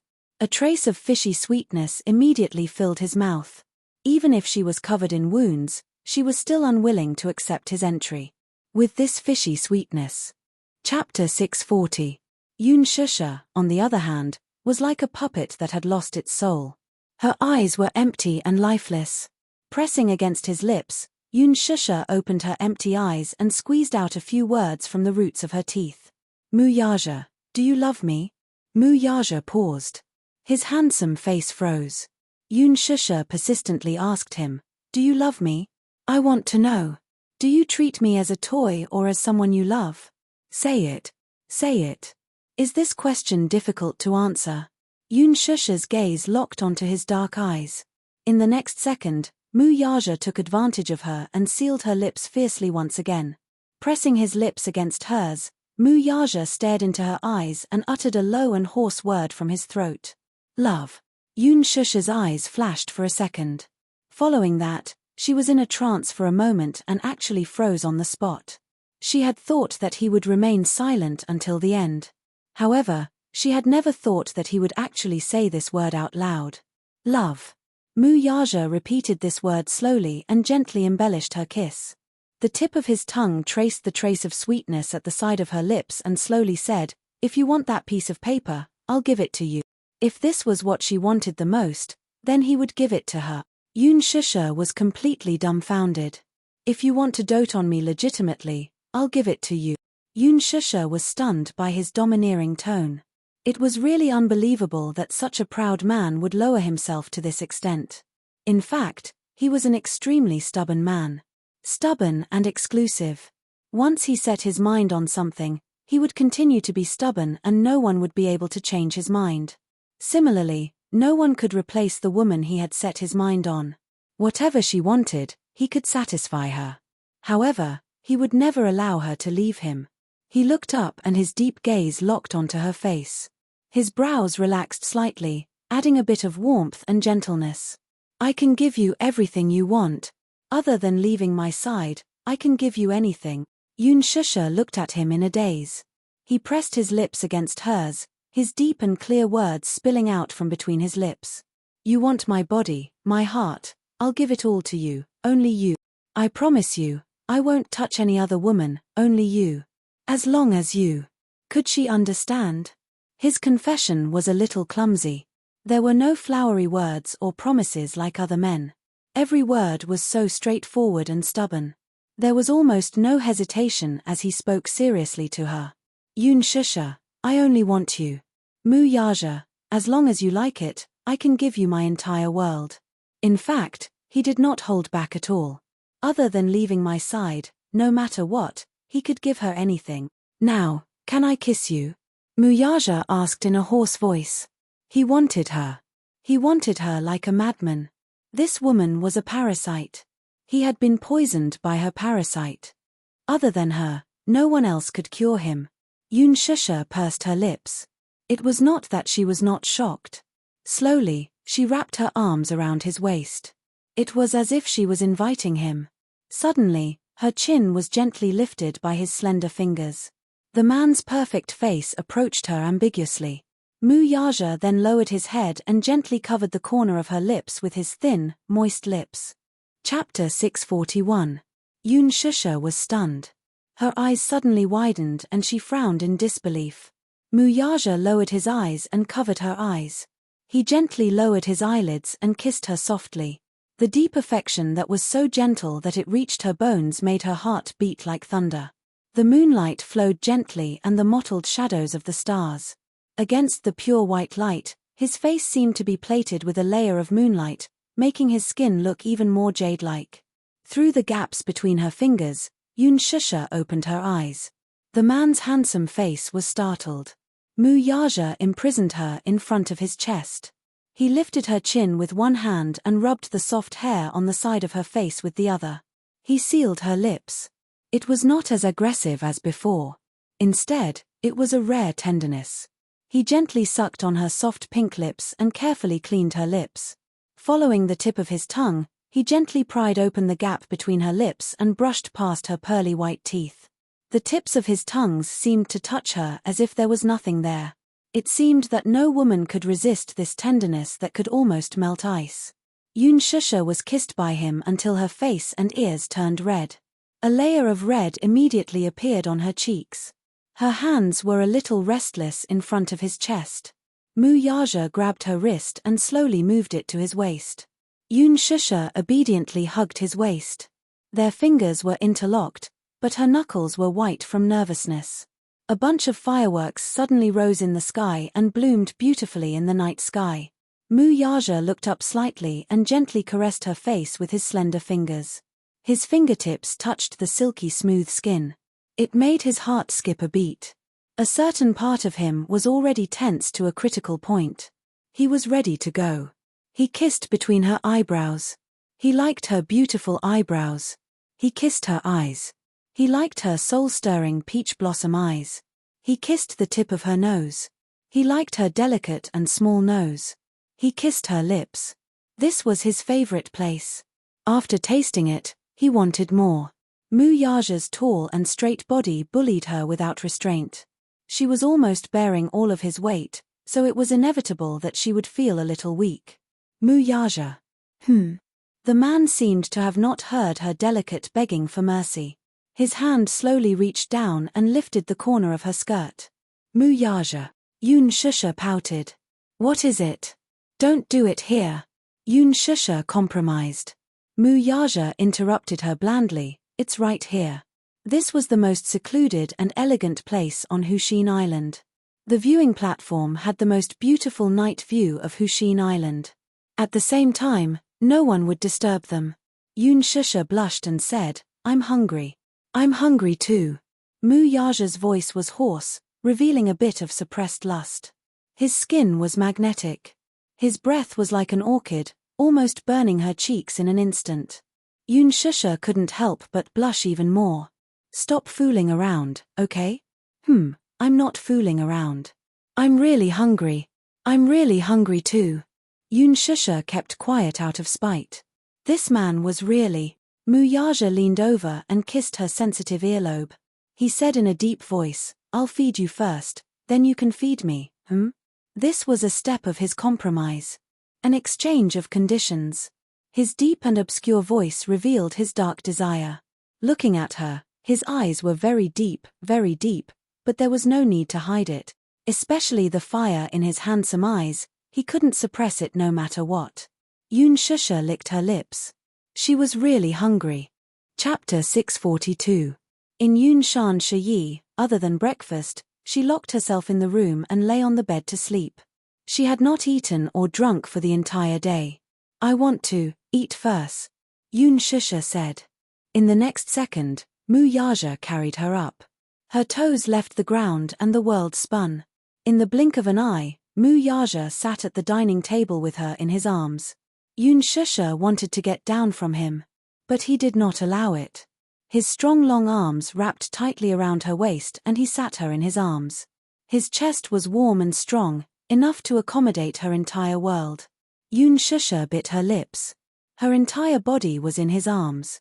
This position was too intimate. Her back was against his chest, and her legs were hanging on his legs. Through the thin material of his clothes, she could even clearly feel his strong heartbeat. Her face turned red. She struggled, trying to get down from him again. Muyaja's deep and magnetic voice rang above her head just in time. Don't move. Otherwise, I'll let you feed me right now. He endured to the extreme and suppressed to the extreme. His body was clamoring for her all the time. But considering that she was hungry, he tried very hard to endure the tension and heat that was clamoring for him all the time. Every time she moved, he would break down a little. After pressing the silver service bell on the table, the dishes were quickly served one by one. Soon, a delicious sumptuous meal was presented on the table. The table was neither big nor small, but the 18 exquisite dishes were just enough to fill it. The aroma hit them, catching them off guard. They were completely immersed in this amazing aroma. French pigeon meat pine tart. Black truffle tomato with fresh oysters. Orange French foie gras. Every single one of them was the best of the best in Western cuisine. It whetted one's appetite. Yoon Shusha stared at the dishes on the table with her mouth agape. Every dish was so exquisite, like an expensive work of art. Every dish was beautifully arranged. She was even a little reluctant to move her chopsticks, so as to destroy this extreme beauty. His stomach, however, was howling desperately. His mouth, in particular, quickly secreted a gluttonous saliva. She swallowed, obviously starving. The corners of Muyaja's lips curled up slightly. His palm caressed her hungry stomach. It looked like she was really hungry. Thus, he held her waist with one hand and picked up the fork with the other. What do you want to eat? Yoon Shusha said in embarrassment. I'll do it myself. I'll feed you. Yoon Shusha persisted. No need, I can do it myself. Muyaja pinched her waist and reminded her in an ambiguous tone, we agreed that I would feed you. Save some energy. I'll be waiting for you to feed me later. Yoon Shusha's face turned even redder when she heard that. You don't have to, Muyaja said slowly, I'll feed you. His tone clearly did not allow anyone to object. Yoon Shusha simply gave up and let him sit on her body. Muyaja forked a small piece of steak and slowly brought it to her mouth. Yoon Shusha gently took a bite. Instantly, the meat juice overflowed. The meat was soft, and the inside was tough. It tasted great. Delicious. Delicious. It was so delicious that she almost could not speak. Her eyes swept across the dishes on the table, but her face was filled with incomparable satisfaction. Muyaja did not seem to be so enthusiastic about French food. Chapter 643. French cuisine was all about delicacy. Even if there was a slight difference in the texture, he would be able to tell right away. Different chefs had their own understanding of delicacies. Therefore, the same dish would taste different when cooked by different chefs. There was no doubt that his taste in delicacies was still better than hers. He was extremely picky. Therefore, no matter how he purposely picked something that he thought was delicious and brought it to her mouth. However, when it came to Shusha, whose taste was a level lower than his, he completely fell for it. It was delicious. It was as delicious as Yo-Yo's cooking. However, in terms of taste, Yo-Yo's cooking was still better. French cuisine was exquisite and delicious, but it was not targeted. The person who understood her taste the most was Yo-Yo. After a period of trial and error, the little guy had figured out what his mommy's taste was. Therefore, he would cater to her taste for every delicious meal. Therefore, she couldn't help but mutter, "It's delicious, but it's still not as good as Yo-Yo's cooking." Yo-Yo knows how to cook. Muyaja raised his handsome eyebrows slightly. He was obviously a little surprised. Yes. As Shusha spoke, she suddenly glared at him vigilantly. "Don't even think about it. Yo-Yo only cooks for me. He's my personal chef." She looked a little smug. Muyaja couldn't help but pinch her cheeks affectionately. It was quite textured. Shusha avoided his action and rubbed her belly. "I'm still hungry. Feed me again." Muyaja couldn't help but laugh.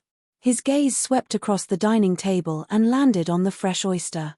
He scooped it up with a spoon. The soft and tender flesh made him drool. Shusha waited expectantly for his next move. Muyaja, on the other hand, continued to stuff it into his mouth. Shusha was stunned and froze for a moment. Didn't he say that he was going to feed her after it entered his mouth? What's wrong with you? Shusha's eyes were filled with silent accusation as she glared at him unhappily. She had promised to feed him, but in the end, she sent it into her own mouth. Muyaja held the fresh meat between his lips and teeth, not in a hurry to swallow it. He looked back at her indifferently, as if he was silently provoking her. Shusha was not to be outdone. She held his face and leaned over, trying to snatch the delicious food from his mouth. She pressed her lips against the corner of his lips and bit down with her pearly white teeth, snatching the fresh meat into her mouth. Delicious. She was a feast for the eyes. She was truly a feast for the eyes. No matter what a beautiful person did, it was always pleasing to the eye. Shusha was like that. Muyaja took advantage of the situation and kissed her. The tip of his tongue flicked across her lips that were covered in sauce and deeply invaded. This could be considered as helping each other in times of need. It was the most intimate way for people to be together. He carelessly and unscrupulously dotted her lips. Shusha was so shocked by his sudden invasion that she couldn't help but lean back. However, he didn't allow her to dodge. His palm clasped the back of her neck tightly, forcing her body to stick to him. He wasn't hungry at first. However, looking at her, he vaguely felt a little hungry. The tip of his tongue gently swept across every inch of her lips, licking those alluring pink lips clean.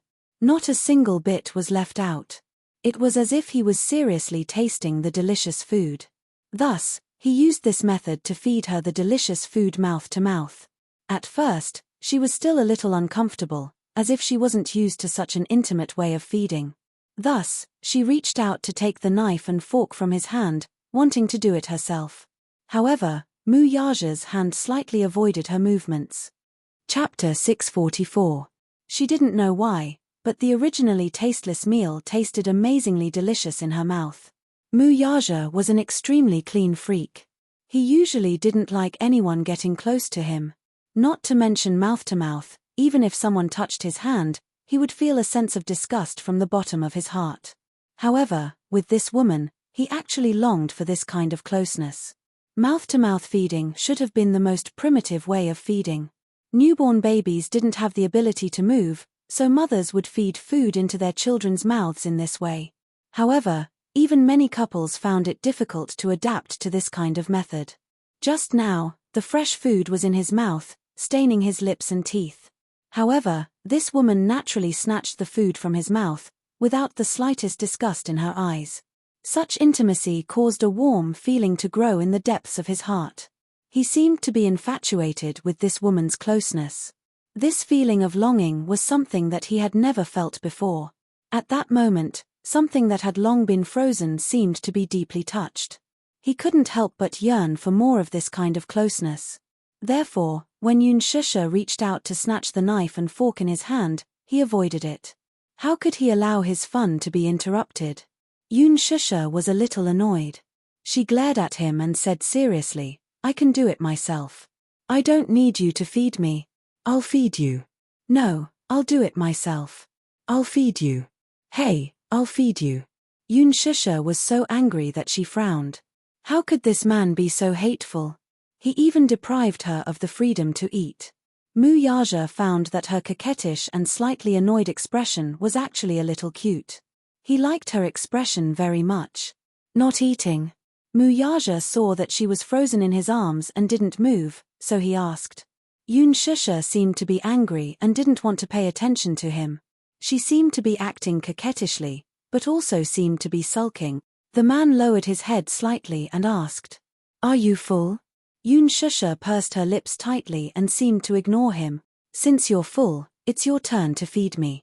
As Mu Yaja spoke, his warm palms slowly extended into her skirt, following her soft and tender skin to explore the mysterious area. Yun Shusha was so shocked that she hurriedly stopped him. Somewhat embarrassed and annoyed, she said, "What are you doing?" "Eat you." "You. What are you thinking about all day long?" Yun Shusha felt angry and amused at the same time. "I was thinking about how to eat you." Yun Shusha was completely speechless. She only said gloomily, "But I'm not full yet." Mu Yaja raised his eyebrows slightly, sucking on another piece of steak as he inched closer to her face. But this time, she couldn't care less about it. He was simply too hungry. Once a person was hungry, they couldn't care less. Thus, she gently hugged his shoulders and took the food from his mouth, swallowing it happily. He tirelessly used such a complicated method to feed her again and again. And Yun Shusha gradually accepted the way he fed her. Like an obedient kitten, she nestled in the man's arms and took the food from his mouth calmly. In the process, more than half of the delicious food on the table was quickly gone. Mu Yaja sucked on a mouthful of foie gras. After feeding her, he took the opportunity to kiss her again. Chapter 645. He hugged her to sit on his body and deepened the kiss. Yun Shusha still had some sense. She realized that they were in the restaurant's private room and she didn't know when someone would break in, so she couldn't help but feel nervous. "Don't be here. Someone will come in later." "No." He coaxed her with his lips against hers. This was his world. Without his orders and summons, who would dare to step in here? Her apprehension was therefore entirely superfluous. Yun Shusha couldn't resist and could only let him kiss her deeper. It had to be said that Mu Yaja's kissing skills weren't exquisite at first. When he first kissed her, he took her by force. He was overbearing, but he was also a little clumsy. But now, his kissing skills were superb and exquisite, and he was already on her finger. She wasn't his opponent at all. After a lingering kiss, she felt as if she was about to turn into a pool of spring water in his arms. He didn't even take the next step. Just by kissing like this, she felt as if there was an electric current running up her spine and her heart was beating fast. Yun Shusha's shoulders couldn't help trembling slightly and she shivered. She couldn't help but reach out her hand to resist his attack. Mu Yaja, however, took the opportunity to kiss her jade-like fingertips and pecked them lightly. A numbness instantly spread from her fingertips to her heart. Then, he lifted her chin with his slender fingers, lowered his eyes, and kissed her on the lips, twisting and rubbing against her. Mu Yaja hugged her waist and stood up with her in his arms. She let out a cry of surprise, and by the time he came back to his senses, she was already in an ambiguous position with her body pressed tightly against his. It was so ambiguous that it was unreasonable. The temperature in the room suddenly rose. Mu Yaja pecked her lips and whispered in her ear, "Shusha, stay with me." His voice was clear, deep, and extremely magnetic, but inadvertently revealed an unprecedented pampering. He said that he wanted her to be with him. He gave her the whole world. His whole world. Yun Shusha's face couldn't help but heat up a little. She slowly nodded and softly said, "Ien," which could be considered a happy agreement. Okay, be together. She would give him the whole world. Her whole world. There was another private room in the private room. The bathroom, bed, sofa, Everything was fully equipped, just like a dreamy suite. Mu Yaja carried her to the sofa and carefully placed her on it. It was as if she was an extremely fragile treasure. His gentle movements made her feel as if she was in a dream. It was as if she had never been so gently doted on by a man before. Could it be a dream? Yoon Shusha was inexplicably worried about personal gains and losses. She was scared witless. He was afraid that everything in front of him was just a dream. When the dream was shattered, he woke up. Yoon Shusha was in a daze. She couldn't help but reach out her hand and caress his handsome face. Her slender fingers caressed every inch of his extraordinary features. It was unbelievably real. It was not a dream. Her fingertips couldn't help but tremble slightly. Mu Yaja held her hand and kissed it gently. Then, their fingers intertwined and his body slowly covered hers.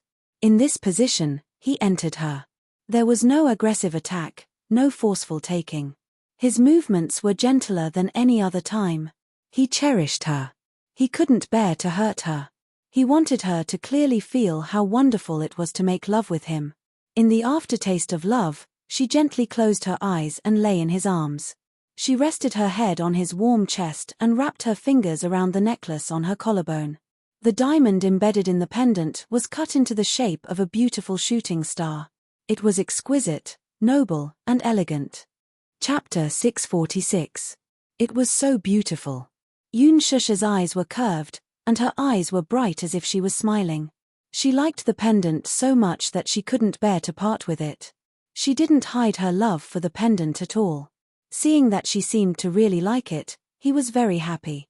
Minute, this kid, was not bad sometimes when he came up with ideas. Mu Yaja wrapped one arm around her body, lowered his head, and kissed her gently between her eyebrows. Yoon Shusha pursed her lips and smiled shyly. Her fair, jade-like face was pink and tender. She was obviously shy, and the shallow dimples on her cheeks made her look a little lovey-dovey. Her dimples were very beautiful. They were shallow and small, and when she smiled, they were too sweet. Mu Yaja couldn't help but kiss her dimples with infatuation. He really liked her naive look. She was lively and fragrant. She was charming and enchanting. She was clearly such a tender and pure beauty, but her bones seemed to exude the most primitive temptation of a woman, like a charm. He even suspected that this woman must have been a disaster in her previous life. She was born in ancient times and deserved to be a demon concubine who bewitched the emperor. Looking at her lovely appearance, Mu Yaja's throat moved, and his lower abdomen faintly tightened again. No matter how much he wanted this woman, he could never get enough of her. Yoon Shusha had no idea what kind of deep water the man beside her was in at this moment, and she also didn't know that this man loved her dearly and was trying hard to suppress the vigorous lust in his body. She suddenly looked up and smiled. She thought for a moment and asked carefully, "Mu Yaja, I want to ask you a question." "Ja." Mu Yaja suddenly said a word, but Yoon Shusha was a little stunned. She didn't understand the meaning of the word. Mu Yaja saw her stunned expression and couldn't help but reach out to touch her nose. He laughed and said, "Little fool, you don't have to call my name." When he said that, Yoon Shusha was smart enough to understand the meaning of his words. She blushed and asked tentatively, "Ja." Her voice was soft and gentle, but her one word was enough to melt his bones. It was just a single syllable, but it was full of killing power. It was as if an electric current was flowing through his limbs and bones. To be able to use this title on him meant that they were the closest people to him. Yoon Shusha was the first. Her voice was soft, and it was very pleasing to the ears. He liked her calling him that. Thus, Mu Yaja lightly pecked her lips and requested, "Say it again." Yoon Shusha pursed her lips. She was obviously a little shy. "Say it again."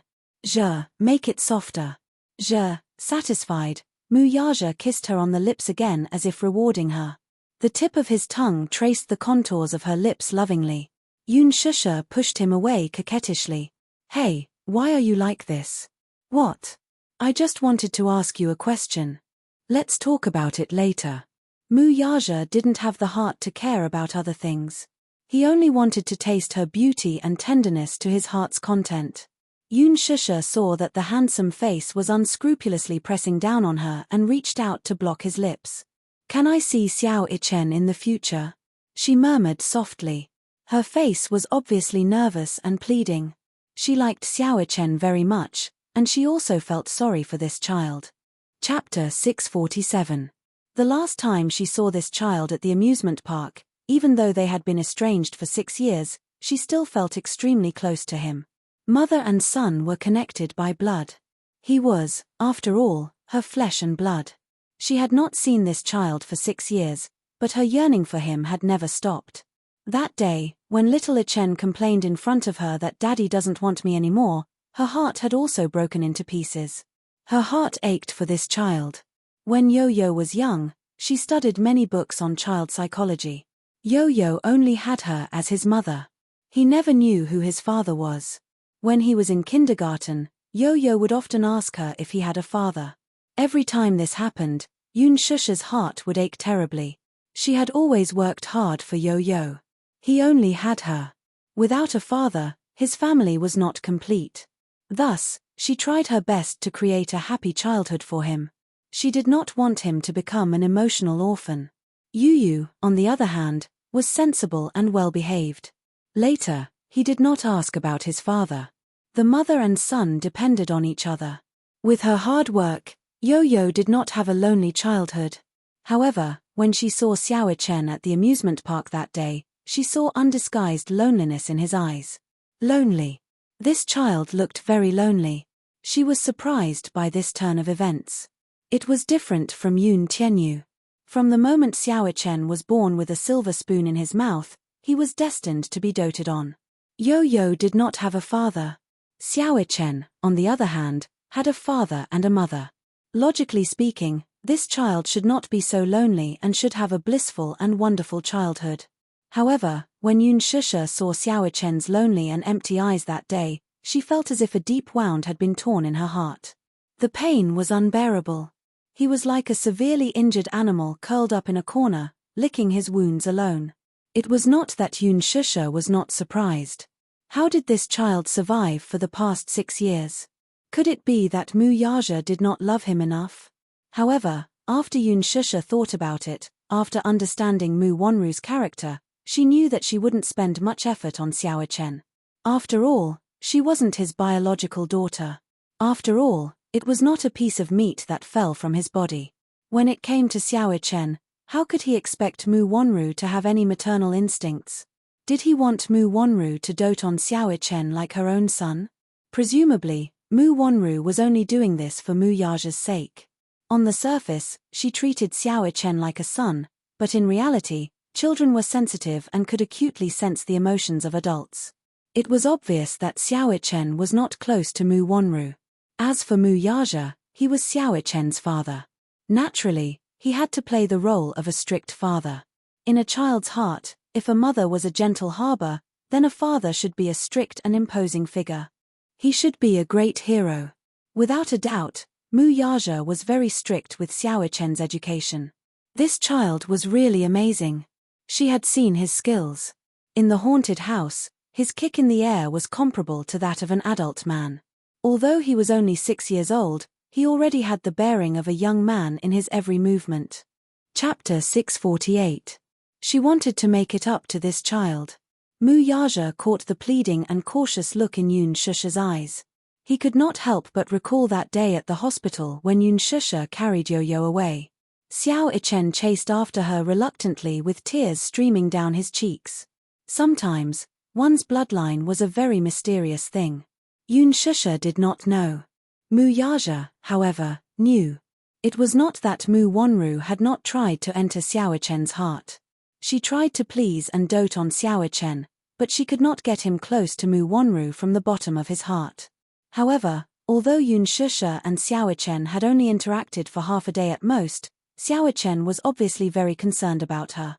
This child was cold on the outside but warm on the inside. This was very similar to him. He was the same when he was young. Other than his mother, he was not close to anyone. After his mother passed away, he sealed his heart.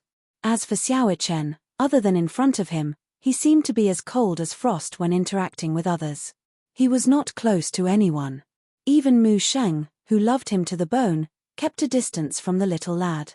He sealed himself in his own world. He was very strict with Xiao Ichen. When Xiao Ichen was only 4 years old, he threw him into the special training camp and underwent hellish training from a young age. The child was in awe of him. Yet, he yearned to be close to him.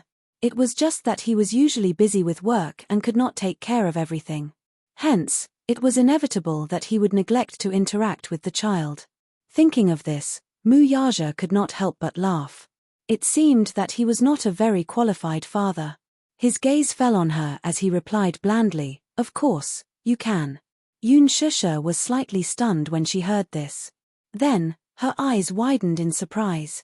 She was caught off guard by this sudden happiness. Really? How could this man agree so easily? She was in disbelief.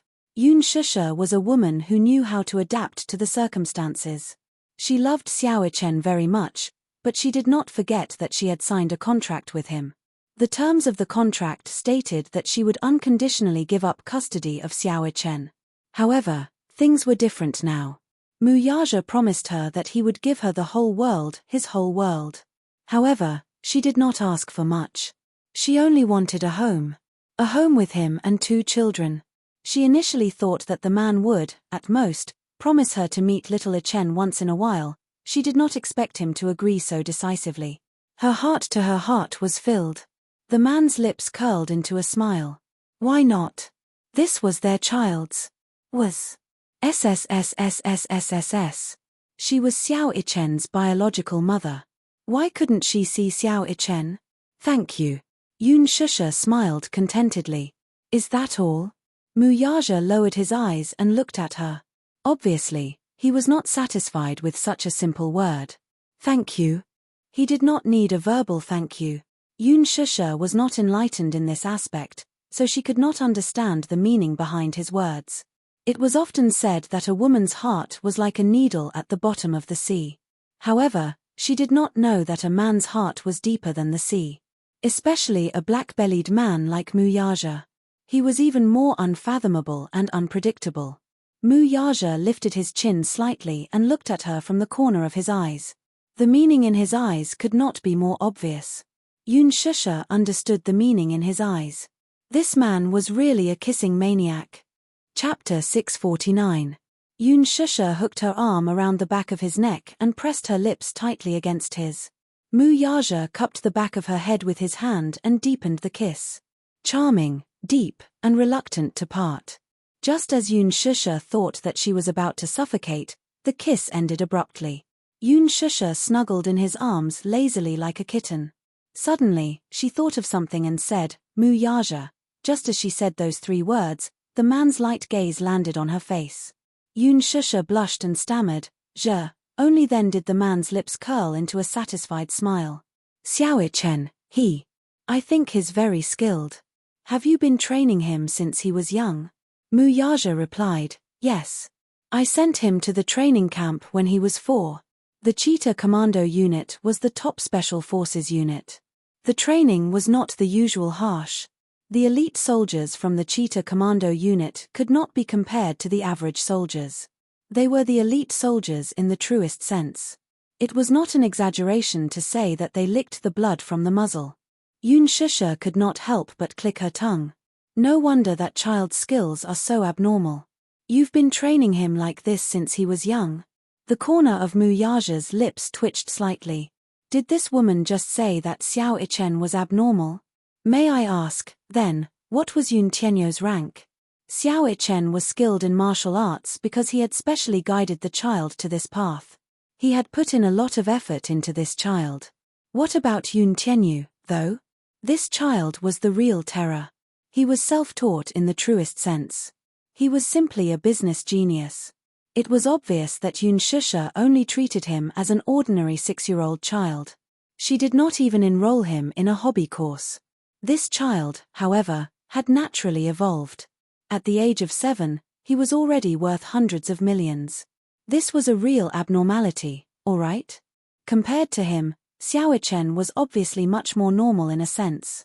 Yun Shusha did not notice the strange look in Mu Yaja's eyes and only rebuked him. The child is still so young, yet you're imposing so much training on him. This will hinder his development. A 6-year-old child should be at the age of being carefree. He should be given a free childhood. Xiao Chen's talent in this area since he was young. Mu Yaja's voice. Yun Shusha was clearly surprised by this. Mu Yaja glanced at her and smiled. If this child is properly groomed, she'll become a genius strategist. One was Yu Yu, the other was little Ichen. Things like genes were truly inconceivable. Yun Shusha shook her head in a daze.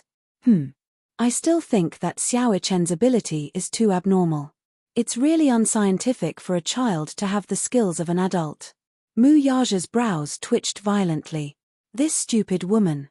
Compared to Yo-Yo, that little demon king, Xiao Chen was no longer abnormal. In comparison, Xiao Chen was practically a little angel.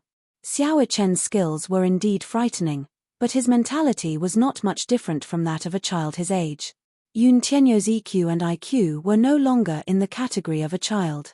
Yun Shusha had not seen the frightening side of Yun Tianyu, but Mu Yaja had experienced this child's skills. Chapter 650. The two of them were silent for a long time. Yun Shusha couldn't help but ask. There was a doubt that had been lingering in her heart for a long time. She had always wanted to ask him for confirmation, but she never had the chance. After thinking for a long time, she still wanted to ask him. Mu Yaja, can I ask you a question? Yun Shusha suddenly asked. Yes, ask. Yun Shusha suddenly sat up straight and faced him, her eyes calm. You should know my identity. Mu Yaja was stunned, but he soon understood what Yun Shusha was referring to. After careful consideration, he decided not to hide it from her, so he confessed. I found out about your identity 6 years ago. Yun Shusha was shocked. She would never have thought that this man would have found out about her identity 6 years ago. How did you know about my identity? DNA. He looked up. Have you forgotten? 6 years ago, before you signed the surrogacy contract, you did a blood test. Your blood sample report shows that your blood type is MNSSU. This blood type is very rare, the rarest of the rare blood types. Yun Shusha frowned slightly. Her blood type was indeed very rare in the world. But how could you be so sure that I'm Mu Qingqing's daughter just based on my blood type? Yun Shusha asked. You know, there are many coincidences. Maybe it's just a coincidence. He looked at her and suddenly said, You look very much like her, very much like her. They were exactly the same. Especially her temperament and charm, it was impossible to replicate. If her photo was placed next to Mu Qingqing's, no one would suspect that they were not mother and daughter. Mu Yaja still retained the appearance of Mu Qingqing when she was young in the depths of his memory. When Mu Qingqing left the Mu family, he was already 5 years old and could remember things. Even if his memory of Mu Qingqing was very vague, her beautiful face was deeply engraved in his memory and left a deep impression. When he saw her photo 6 years ago, he felt that she was somewhat familiar. It was only when he saw Mu Qingqing's photo in Mu Sheng's study that his suspicions were confirmed. Therefore, he ordered the hospital to take Yun Shusha's blood sample for a paternity test. The DNA database still has Mu Qingqing's DNA report. After comparison, your DNA matches hers perfectly. This answer completely confirmed his guess. Mu Yaja lowered his gaze and met her eyes. I've already found out that you're Mu Qingqing's daughter. So you already knew. Yun Shusha smiled bitterly. She lowered her eyes slightly and slowly said, Mu Wanru stole my jade pendant. By a freak combination of factors, she took my identity and was recognized by the Mu Jia. Sadly, I only found out about this matter recently. From the moment she entered the Mu family, I thought that she was very suspicious. Yun Shusha was a little surprised. Then, why didn't you say anything? Is it important? Mu Yaja suddenly asked. Who was Mu Wanru? Was her identity real? It did not matter to him. Why is it not important? Yun Shusha smiled bitterly. If fate didn't play tricks on me, I would have been your fiancé from the start. They would not have met so late. She would not have met him in such an awkward position. Chapter 651. If not, they would not have met so late. She would not have faced him in such an awkward position. Instead, she would have stood beside him as his legitimate fiancé.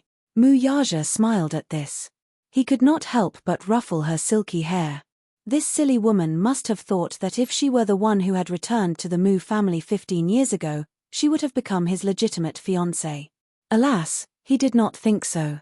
In a way, if Mu Wanru had not replaced her, he might not have fallen in love with this woman.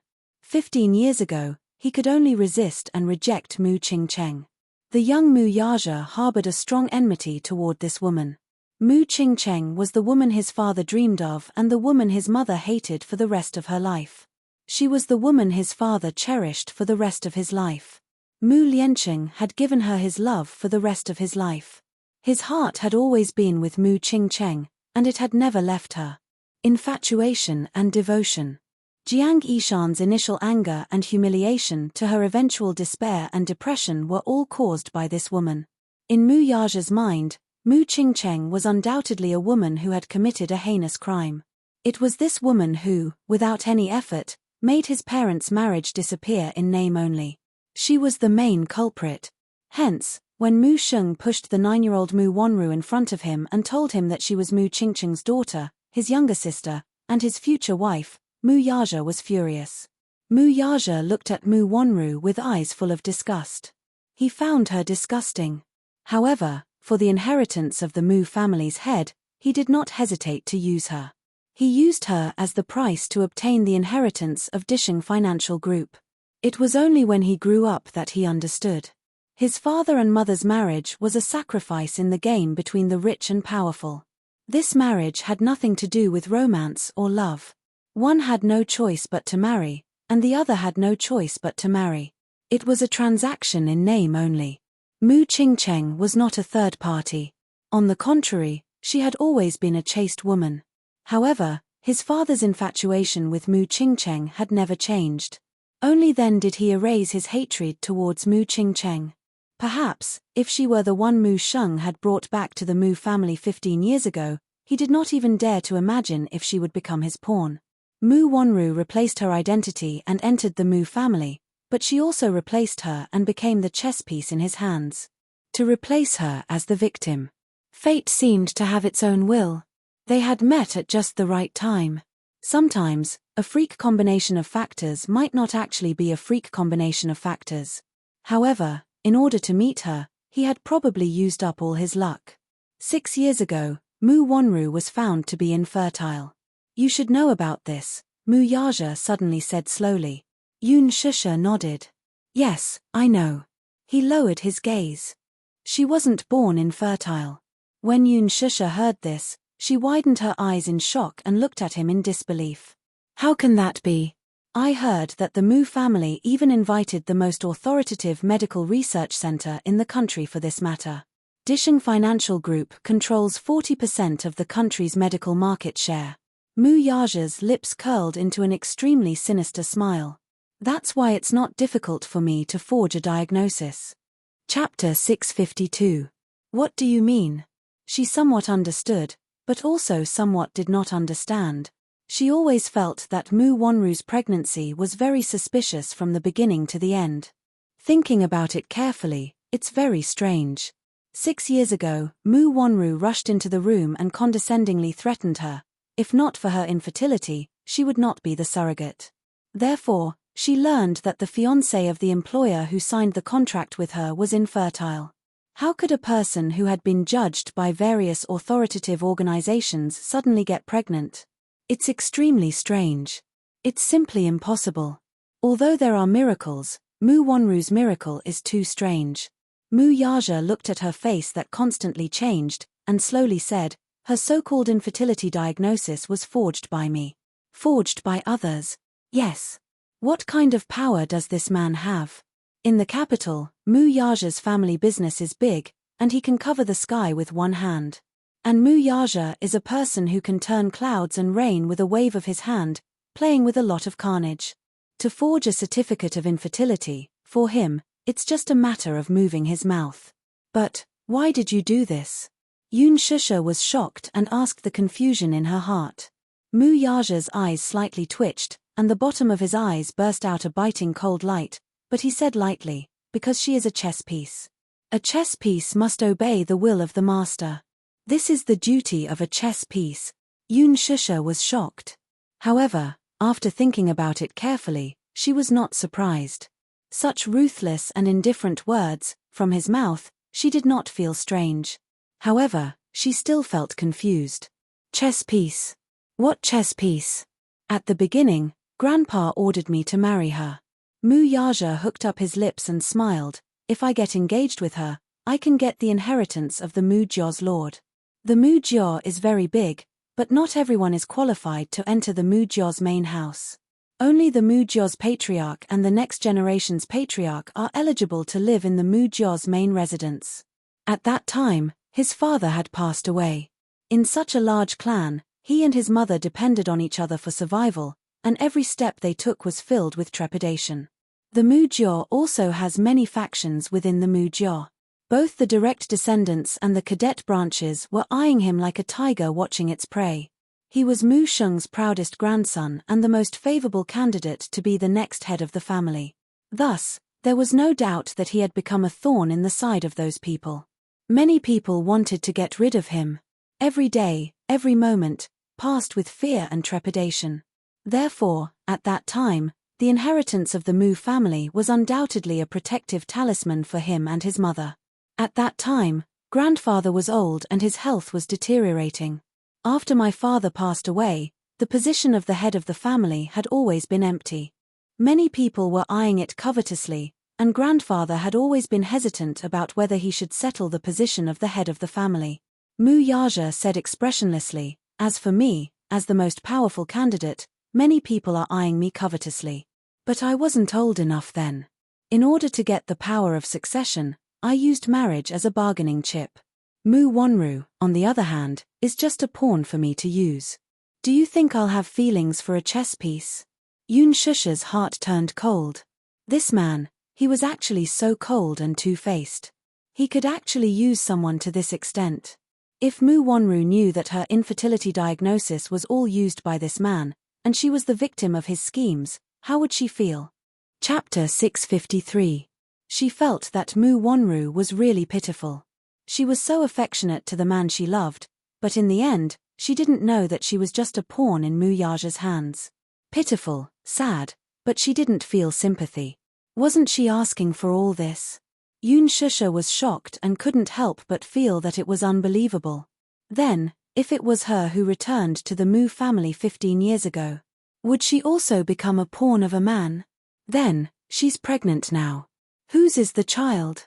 She asked carefully. Mu Yaja glanced at her and then said, "It's not mine." "Then whose is it?" "Alan, my personal assistant. You probably haven't seen him before." Yoon Shusha thought about it carefully for a while. Amidst her thoughts, she quickly realized that she might have seen this man before. That day in the bathroom of the restaurant, she had seen a man who had an ambiguous relationship with Mu Wonru. Although Mu Wonru appeared to be distant from him, from the man's behavior and expression, and even the way he looked at Mu Wonru, it was silently announcing the intimate relationship between them. How intimate? She didn't know. "I've seen that man. He looks clean and gentle. He's probably the Alan you mentioned." "When?" "Just a few days ago, I met him in a restaurant." "You saw him?"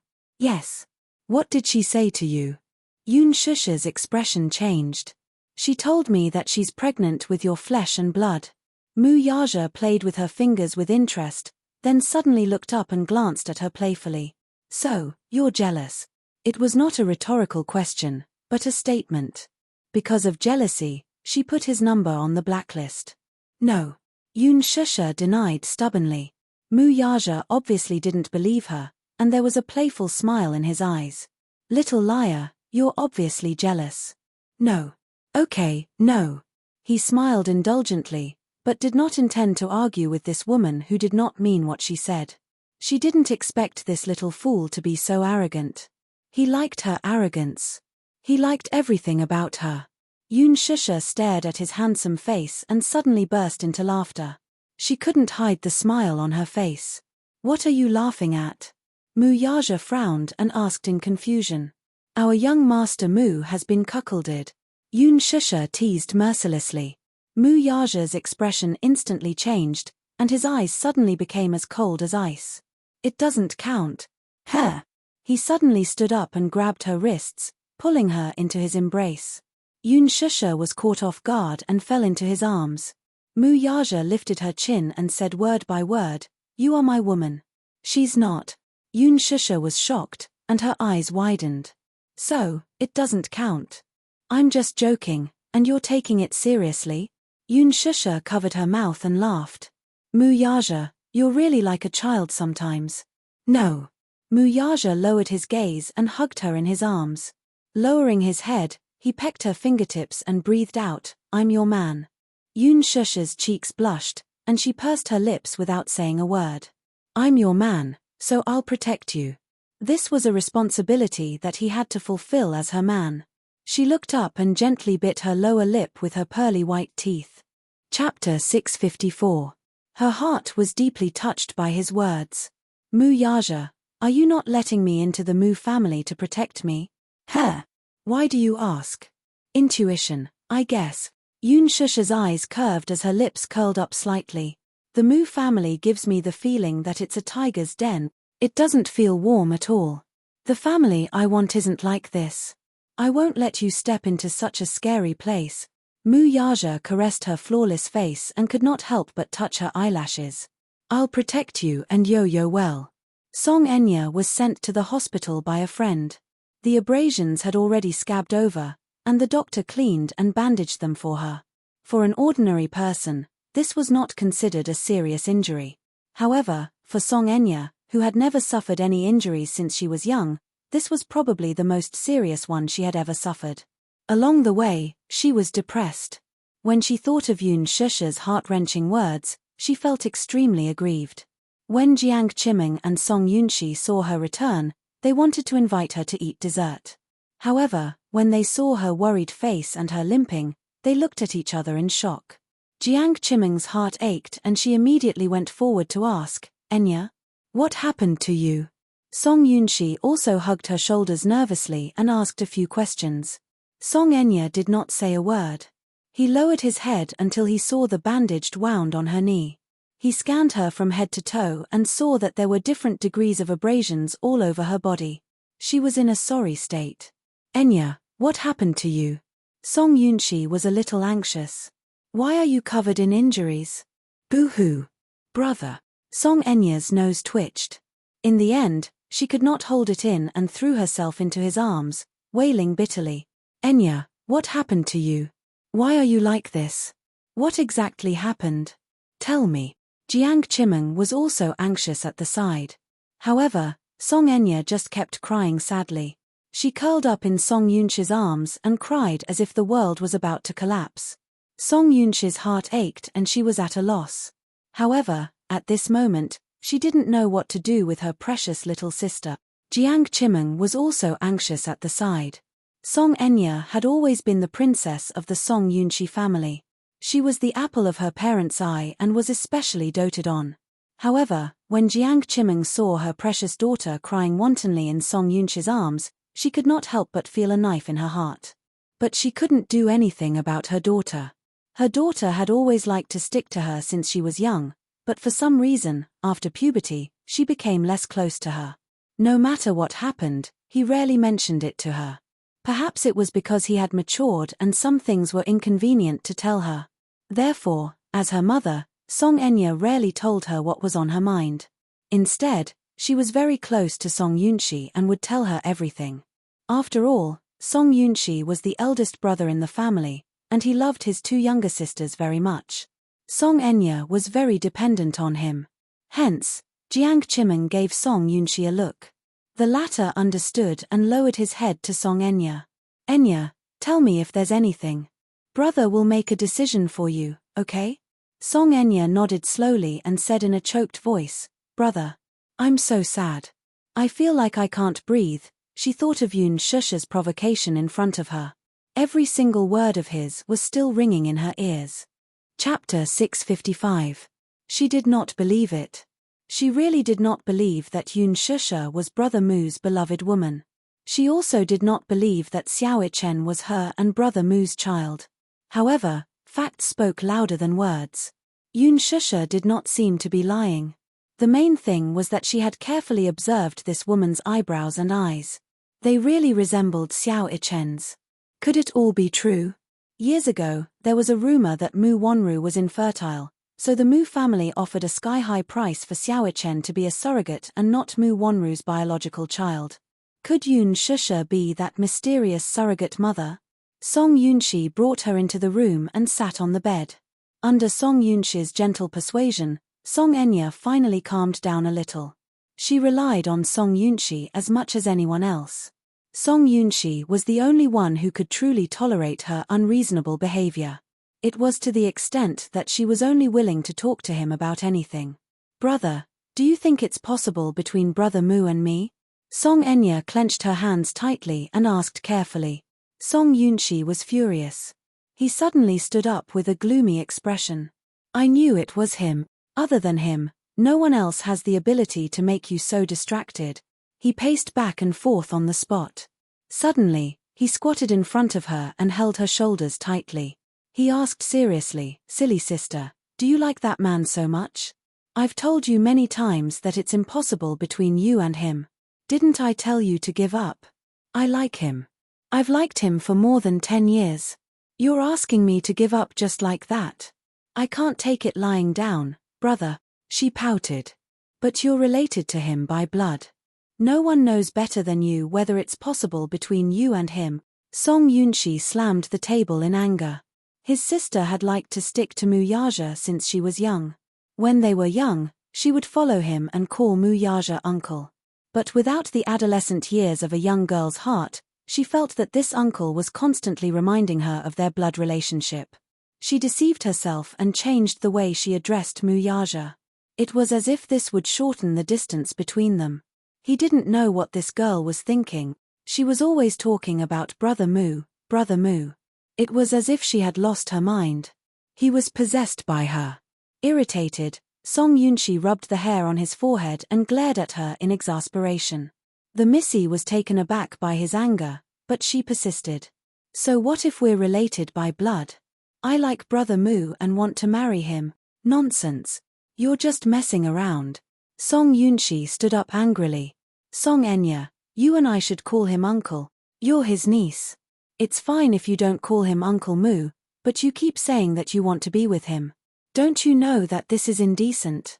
If word gets out that you're doing this, it'll only embarrass the Song family. You'll embarrass me and our parents." Song Enya was indignant. "I have many cousins who are together, and their children are all very healthy. This isn't considered indecent, right? What are you doing? Are you lying to yourself?" Song Yunshi glared at her angrily and could not help but reach out to poke her head. "Use your brain and think about it. If you marry your uncle, what will outsiders think?" Chapter 656.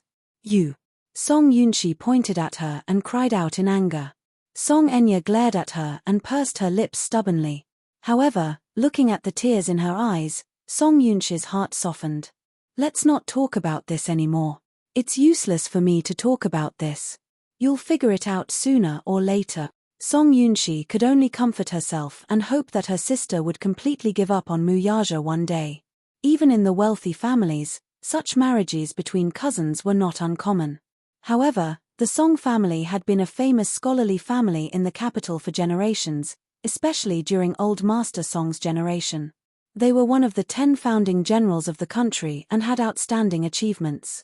Their status in the capital was important and illustrious. Even the Mu family had to give the Song family some face. Therefore, the Song family was strict. If Old Master Song knew about this, he would probably be so angry that he would expel Song Enya from the family. Song Yunshi naturally could not let her sister go astray and sit back and do nothing. "I can't figure it out. I really can't figure it out.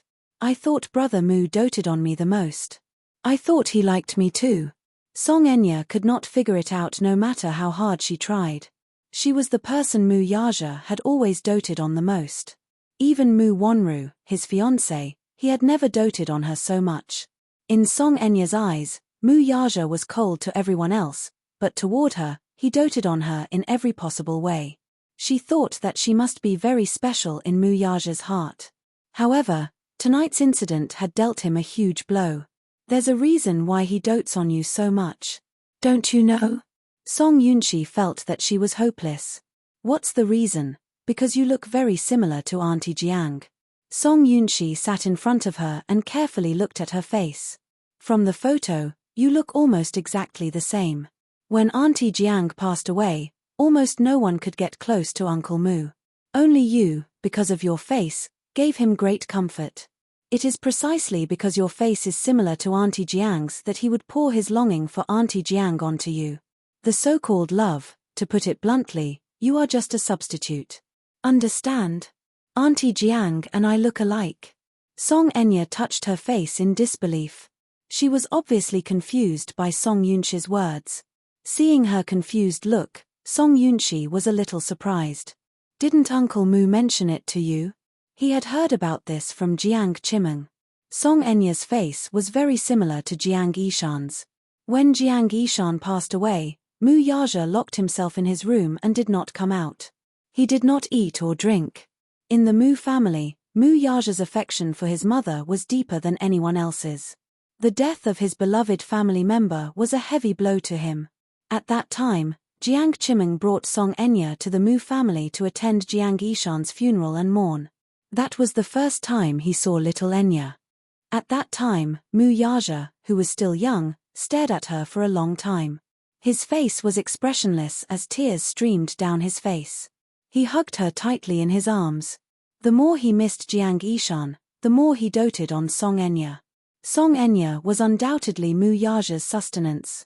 He thought that Song Enya knew about this. Chapter 657. Song Yunshi sighed helplessly. That's because Auntie is the deepest pain in his heart. That's why he rarely mentions her. Song Enya was silent for a while before she suddenly asked, "Brother, do you have Auntie's photo? What do you want to do? I'm curious. I've never seen Auntie's face before.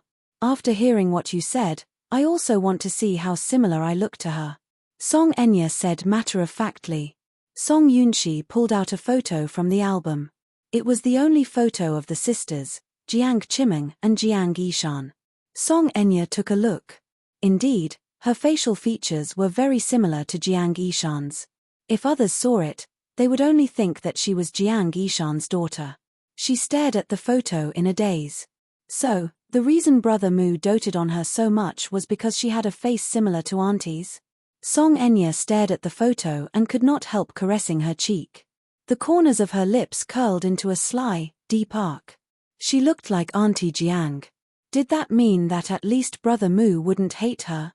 Did that mean that she still had a chance? That Yun Shusha was nothing. Even if Brother Mu doted on her, it was at most a whim.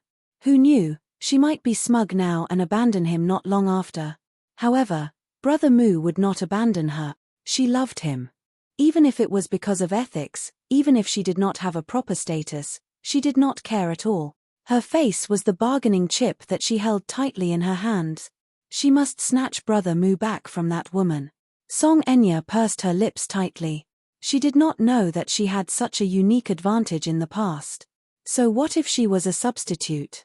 So what if she was just a part of Brother Mu? No matter what identity or method she used, as long as she could stay by the side of the man she loved, she would endure any grievances and use any means. Song Yunshi did not know what Song Enya was thinking in her heart at this moment. She only lifted a corner of her skirt and looked at the bloody gauze with extreme heartache. "What's going on with your wound?"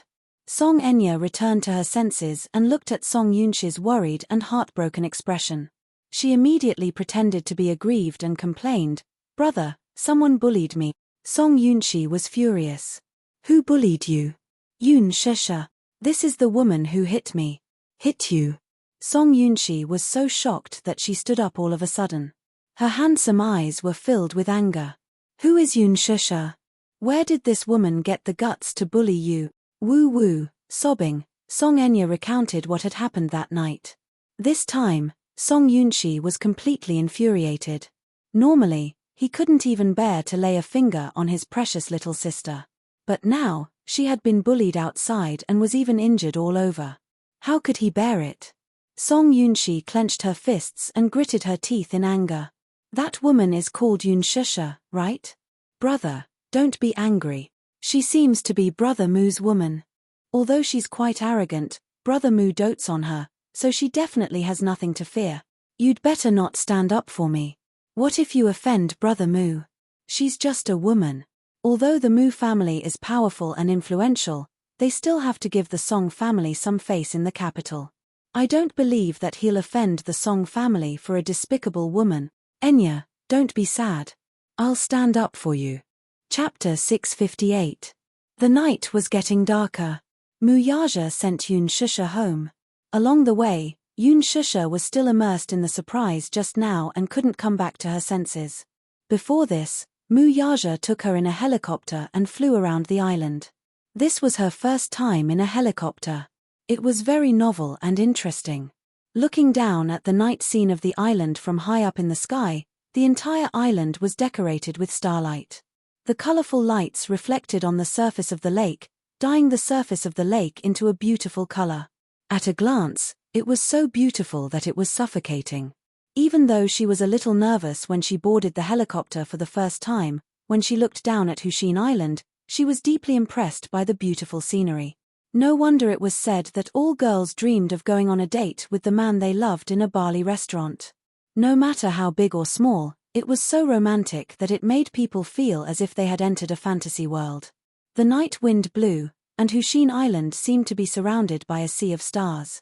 However, the surprise was far more than she had imagined.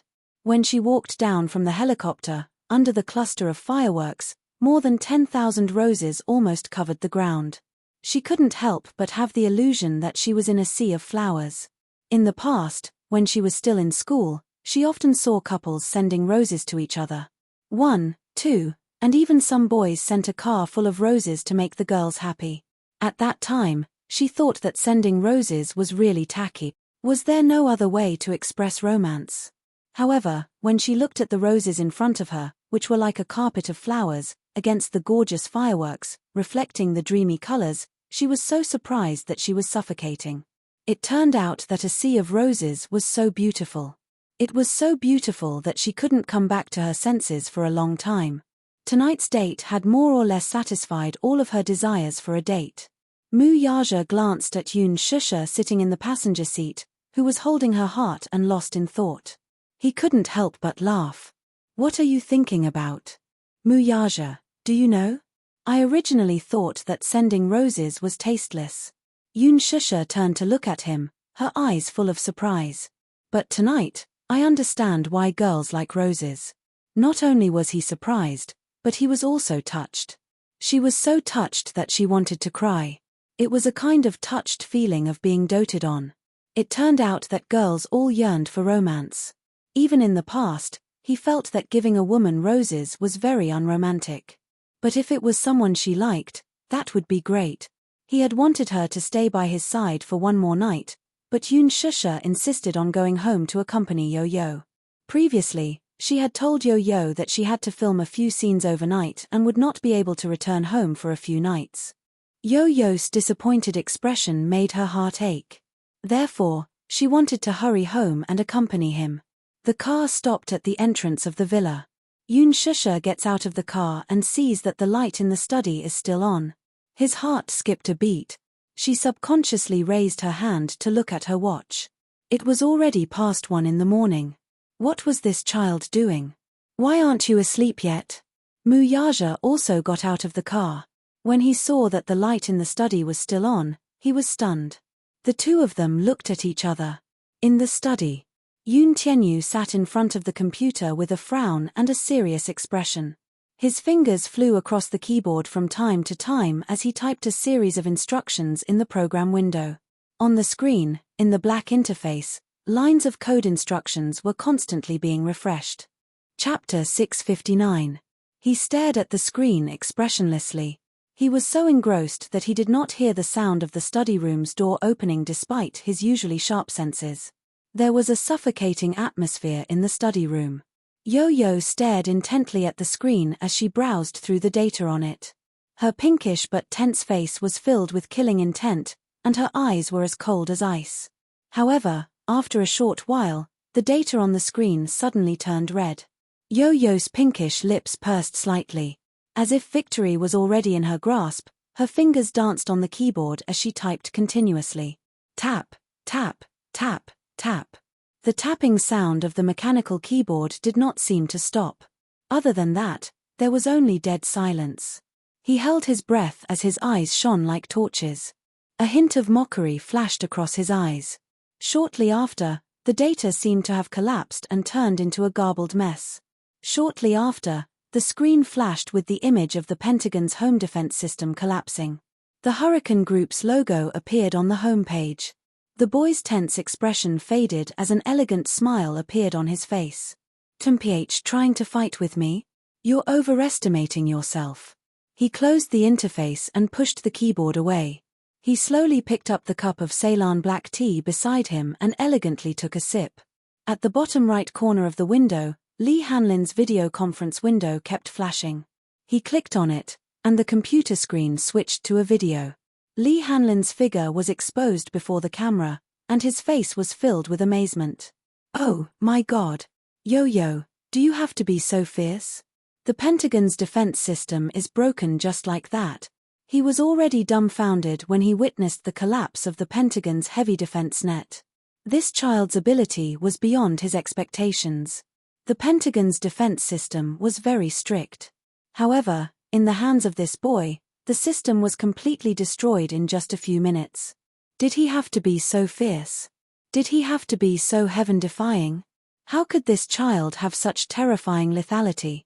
Lee Hanlin was so shocked that he could not speak. "Heh!" Yoon Tianyu sneered, his eyes filled with disdain and contempt. "To me, the Pentagon's so-called defense system exists in name only. How dare they confiscate his cargo ship? Since when did the Pentagon dare to hack into his system? Mobilizing the port to block his route and detain his cargo ships? This was undoubtedly an act of twisting a tiger's whiskers. In the history of the American government, presidents would always do a few stupid things when they were in power. These newly appointed government officials actually dared to provoke him? Good, very good. Since they didn't know the rules, he didn't mind teaching them a lesson. This transaction was extremely important to him. Although the North American market was not under his jurisdiction, this sea route was under his control. How dare they block his path? Courting death. Since they dared to do such a thing, they couldn't blame him for being ruthless. Now that he had breached the defensive net, the Pentagon had suffered a great loss. It would probably take some time for them to recover.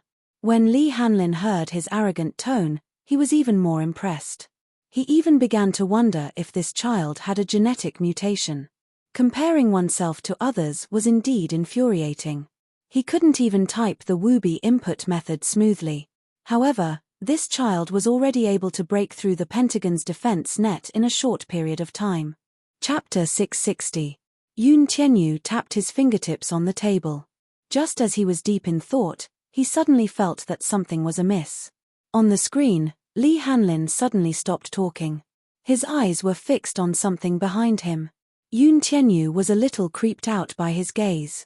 "Where are you looking?" "Mommy." Lee Hanlin opened his mouth in a daze. "Mommy." Feeling suspicious, Yoon Tianyu followed his line of sight. Behind him, Yoon Shusha stood rooted to the ground with a look of bewilderment. Mu Yaja, who was standing beside her, had an unfathomable look on his face. "Mommy." Yo-Yo was instantly scared out of his wits by the ghostly appearance of the two people. His heart almost stopped beating at that moment. He stood up straight from the leather chair in shock and subconsciously reached out to turn off the computer screen. His guilty conscience action made the expression on Yoon Shusha's face even weirder.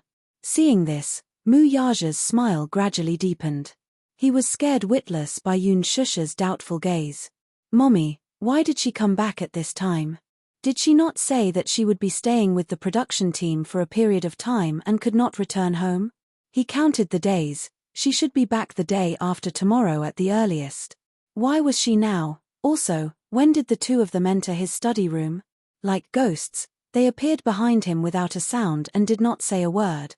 Yo-Yo patted his chest. He was scared to death. Did they have to be so scary? It was scary enough to scare someone to death, all right? He did not know when they came in and how much of his words they had heard. Yo-Yo glanced at Muyaja again and felt even more bewildered. Why was he here, too? Mommy, why are you back at this time? Yo-Yo changed from her kingly aura to that of an adorable little fairy. She reached out and tugged at Yun Shusha's sleeve. Her tone was coquettish. Yun Shusha stared at the changes in his expression. Suddenly, she asked in confusion, "Darling, what were you doing just now?" Yo-Yo looked nervous and played dumb. I didn't do anything." He glanced at Muyaja warily. However, he had an "I know what you're doing" expression on his face. His heart trembled. Mommy didn't know much about things on a deeper level, so she naturally couldn't understand what he was doing just now. But Muyaja was different. Even if he didn't understand, he should at least understand some of what he said. Little Munchkin was a little worried. The situation just now was so intense that he could not spare any energy to pay attention to the things around him. Therefore, he did not notice when they opened the door and entered the study. She didn't even notice the sound of footsteps. Really? Yun Shusha saw that he looked extremely guilty and was a little suspicious. But I think I heard you say something about courting death. Yu was her gentle little god, her adorable little angel. How could he possibly say such cruel words? Yo-Yo's brain suddenly stopped working. After thinking carefully, he immediately explained, "No. Mommy, don't think too much. Yo-Yo was playing a game." "What game?" "Red alert." Yo-Yo explained, "It's a strategy game." "Then why did you say the Pentagon? This is how the game is played.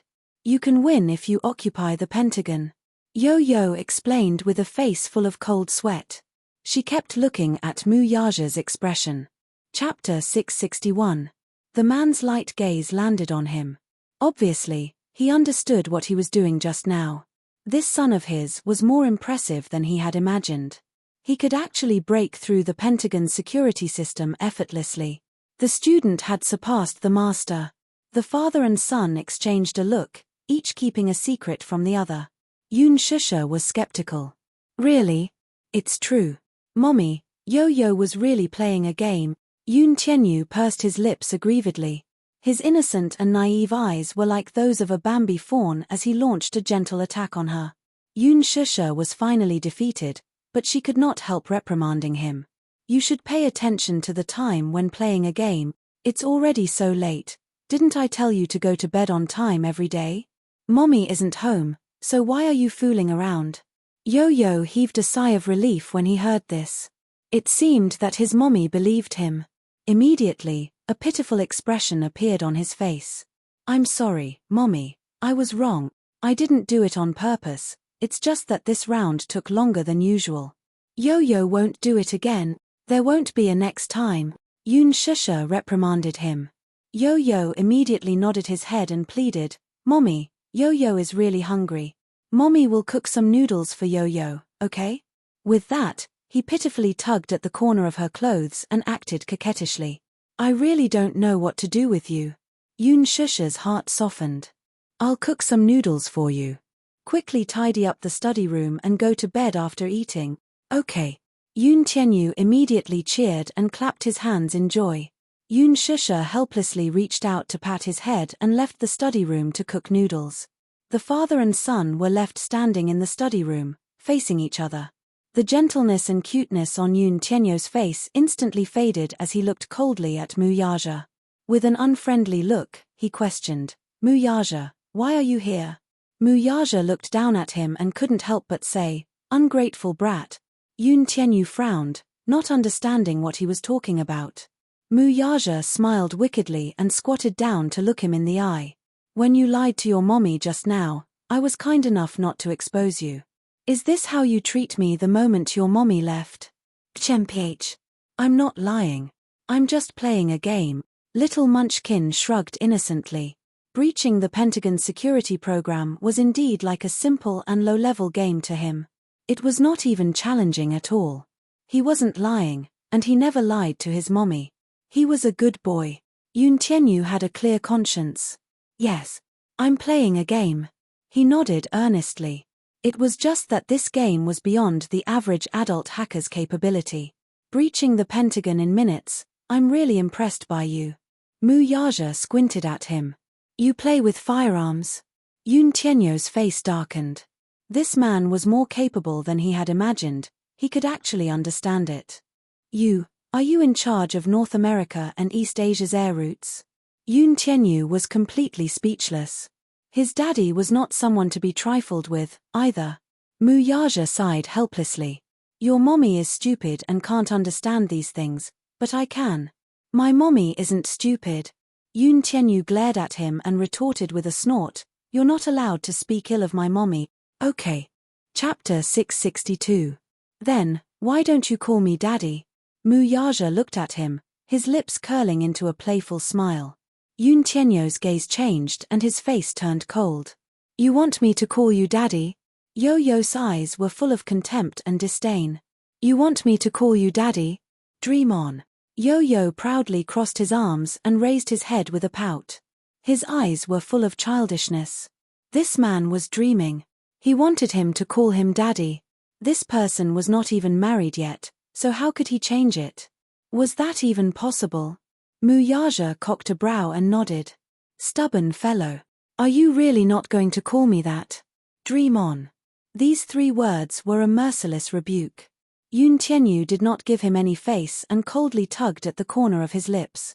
Mu Yaja shook his head helplessly, looking troubled. Then, I can only report your situation to your mommy. Situation? What situation? Yun Tianyu squinted his eyes warily and sized him up. His brows furrowed in confusion. What do you mean by that? Mu Yaja patiently guided him. Little thing, guess what will happen if your mommy finds out that you're the boss of Laji Holdings? Yun Tianyo's good-looking brows furrowed slightly as he thought about it seriously. Suddenly, he realized something and coldly glanced at him from the corner of his eyes. He snorted and questioned, Are you threatening me? Yes. Mu Yaja calmly nodded and admitted it. The corner of Yun Tianyo's eyes twitched violently as he mocked, Mu Yaja, can you be any more shameless? A certain man nodded seriously and shamelessly. Yes, I dare. Do you want to try? Yun Tianyu was stunned. This man was really shameless. He was more shameless than he thought. Yo-Yo did not take his threat seriously and only sneered. Mu Yaja, do you think you can threaten me with this? Regarding my identity, I'll come clean with my mommy sooner or later. It's just a matter of time. You can't threaten me. Oh, is that so?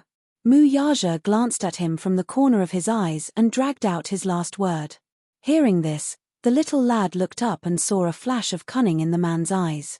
His heart shuddered involuntarily. He actually felt a little guilty because of the smile in his eyes. Mu Yaja's eyes and his handsome face slowly inched closer to the little lad's eyes. With a sinister smile, his thin lips suddenly spouted these words, Yo-Yo, guess. If your mommy. If you know, what if she knows that you dabble in firearms, hacking, smuggling, and oil? Every word made Yun Tianyu shudder with fear and trepidation. Her watery eyes couldn't help but widen as she stared at him in disbelief. The sinister and playful smile on Mu Yaja's face was glaring in his eyes at this moment. Yo-Yo was completely speechless. This man, how much dirt did he have on him? How did he find out? Yo-Yo eyed him suspiciously. He was wary and suspicious. He clearly hid his identity very well. How did this man find out about his identity? You want to ask me how I found out?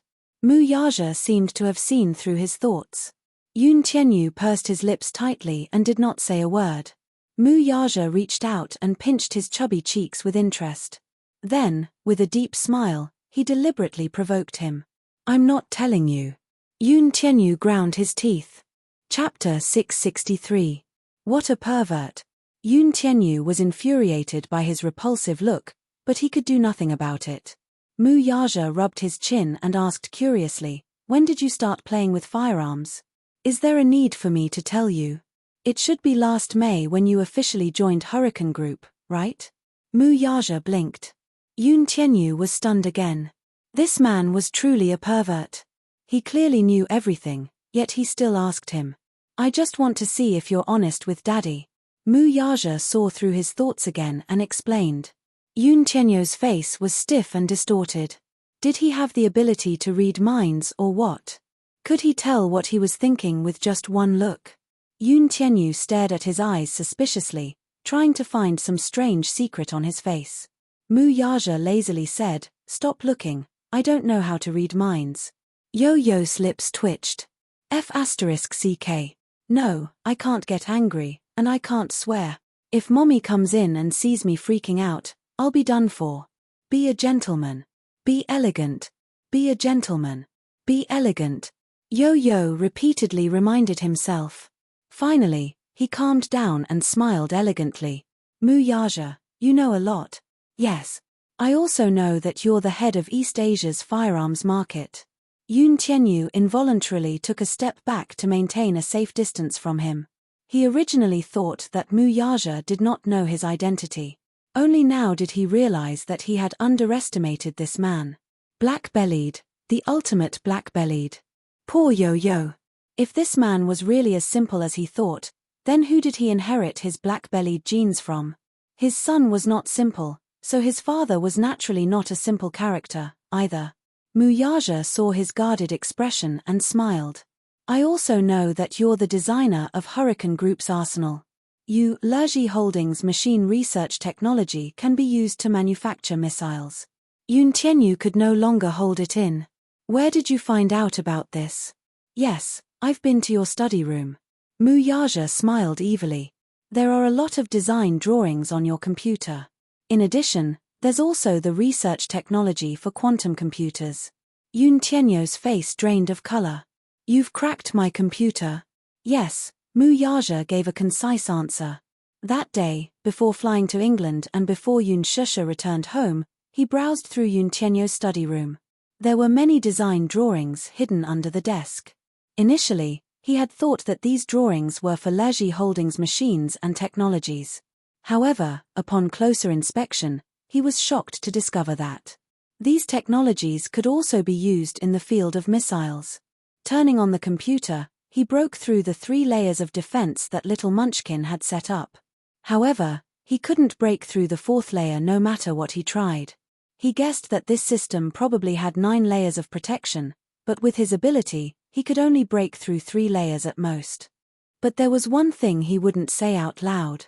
Otherwise, it will be embarrassing. It's a little embarrassing that I can't crack the defense system set by my son. Yun Tianyu looked at him deeply and thought that he had cracked his 9 layers of defense. He could not help but look at the man in front of him in a new light. You actually went through my confidential files. Chapter 664. What else do you know? Yun Tianyu's eyes were filled with wariness. Mu Yaja raised his eyebrows wickedly. Isn't this enough? Arms smuggling and oil monopoly. This is a crime. I didn't expect my son to be the head of the arms syndicate. It's so scary. Mu Yaja patted his chest as if he were truly frightened. Yun Tianyu was completely speechless. Pretentious. What an actor. He clearly looked very calm, all right? How contemptible. This man was too black-bellied. He was even more black-bellied than he had imagined. Mu Yaja pondered for a moment before asking, Say, do you think your mommy will get a heart attack because of you being the head of the arms syndicate at such a young age? Yun Tianyu smiled disdainfully, his face full of contempt. Even if you tell her, she'll only believe me and not you. After all, in her eyes, I'm the cutest and most gentlemanly baby. What if I have evidence? Mu Yaja suddenly retorted. Yun Tianyu was startled. What? I'm sure your mommy will be very surprised if I have evidence of your identity. The evil smile on Mu Yaja's face was glaring. Yun Tianyu gritted his teeth, thinking that this man was really abominable. If he could, he really wanted to tear apart this black-bellied smiling face. Your mommy is like a pure and innocent little rabbit. If she knows that her son is the head of the arms syndicate, won't she be frightened? Yun Tianyu pressed, How much do you know? Mu Yaja looked up at the sky. He put on an innocent look as if he knew nothing. However, Yun Tianyu knew that this man probably knew everything about him. No matter how unwilling he was, he had to compromise. With a frown and pursed lips, he asked, What's the condition of confidentiality? Let me hear you call me daddy. Mu Yaja raised his arrogant chin. The topic was back to square one again. Yun Tianyo's face flushed red. It was so hot that it almost emitted smoke. How embarrassing. If he did not call him that, he was really afraid that this man would tell his mommy about his identity. If mommy knew that he was playing with firearms and oil, wouldn't she be so scared that she would have a heart attack, as he said? She might even destroy him. He dared not imagine what kind of scary situation that would be. He originally intended to keep this matter a secret. He thought that Mu Yaja would not be able to find out his identity. He did not expect that he had underestimated this man. Yun Tianyu gritted his teeth and gave him a sidelong glance before turning around. With his back facing his father, he held the corner of the table for support and practically squeezed out 2 words through gritted teeth. Dad, D.I. She was gnashing her teeth in humiliation. His voice was as soft as a mosquito, almost inaudible. Shouting these 2 words was already the limit for him. Mu Yaja, however, did not appreciate her kindness and replied in a harsh tone, "I didn't hear you." Yun Tianyu angrily turned around and accused, "You clearly heard it." "I didn't hear it." "Really? I swear." Mu Yaja raised his palm in a serious manner. Yun Tianyu gritted his teeth in anger. "Mu Yaja, do you believe that I'll blow up your Mu Group's headquarters?" Mu Yaja said, "Son, you're so cruel. I'm going to tell your mommy. You only know how to complain." Yun Tianyu exploded in anger. "What can you do to me?" Mu Yaja looked at his little face, which was red from anger. It was tender, and adorable. He could not help but pinch it. Chapter 665. Call me Daddy. Daddy, your voice is a little soft. Yo-Yo clenched his fists and decided to bear with it. Daddy, can't you be gentler? Daddy. When Yun Shusha finished cooking the noodles and entered the study room, she saw this scene. She saw Yun Tianyu standing in front of Mu Yaja with downcast eyes and calling out softly, "Daddy, Daddy." Each call was softer than the last. Each call was cuter than the last. Mu Yaja's ears were very pleasing to the ear. Yun Shusha could not help but be stunned. Since when did this father-son pair have such a good relationship? She cleared her throat and coughed a few times. Yun Tianyu glanced at her from the corner of his eye and saw her standing at the door. He immediately stood up straight with an innocent and adorable smile on his face. "Mommy." Yun Shusha helplessly hugged her arms. "What are you guys doing?" Yun Tianyu's face inexplicably turned red when he heard this. Mu Yaja, however, answered blandly, "We're exchanging feelings." Yun Shusha. Yun Tianyu, how shameless. "Who's exchanging feelings with you?" "You're the one who's sticking to me." "I'm not exchanging feelings with you." "Who has feelings for you?" Yun Tianyu felt extremely humiliated. "I'll never play with this man again." He angrily stomped his feet and then looked at Yun Shusha with an extremely resentful and aggrieved expression. His big, watery eyes were glistening with tears. He looked as if he was about to cry. Yun Shusha, however, was completely in a daze.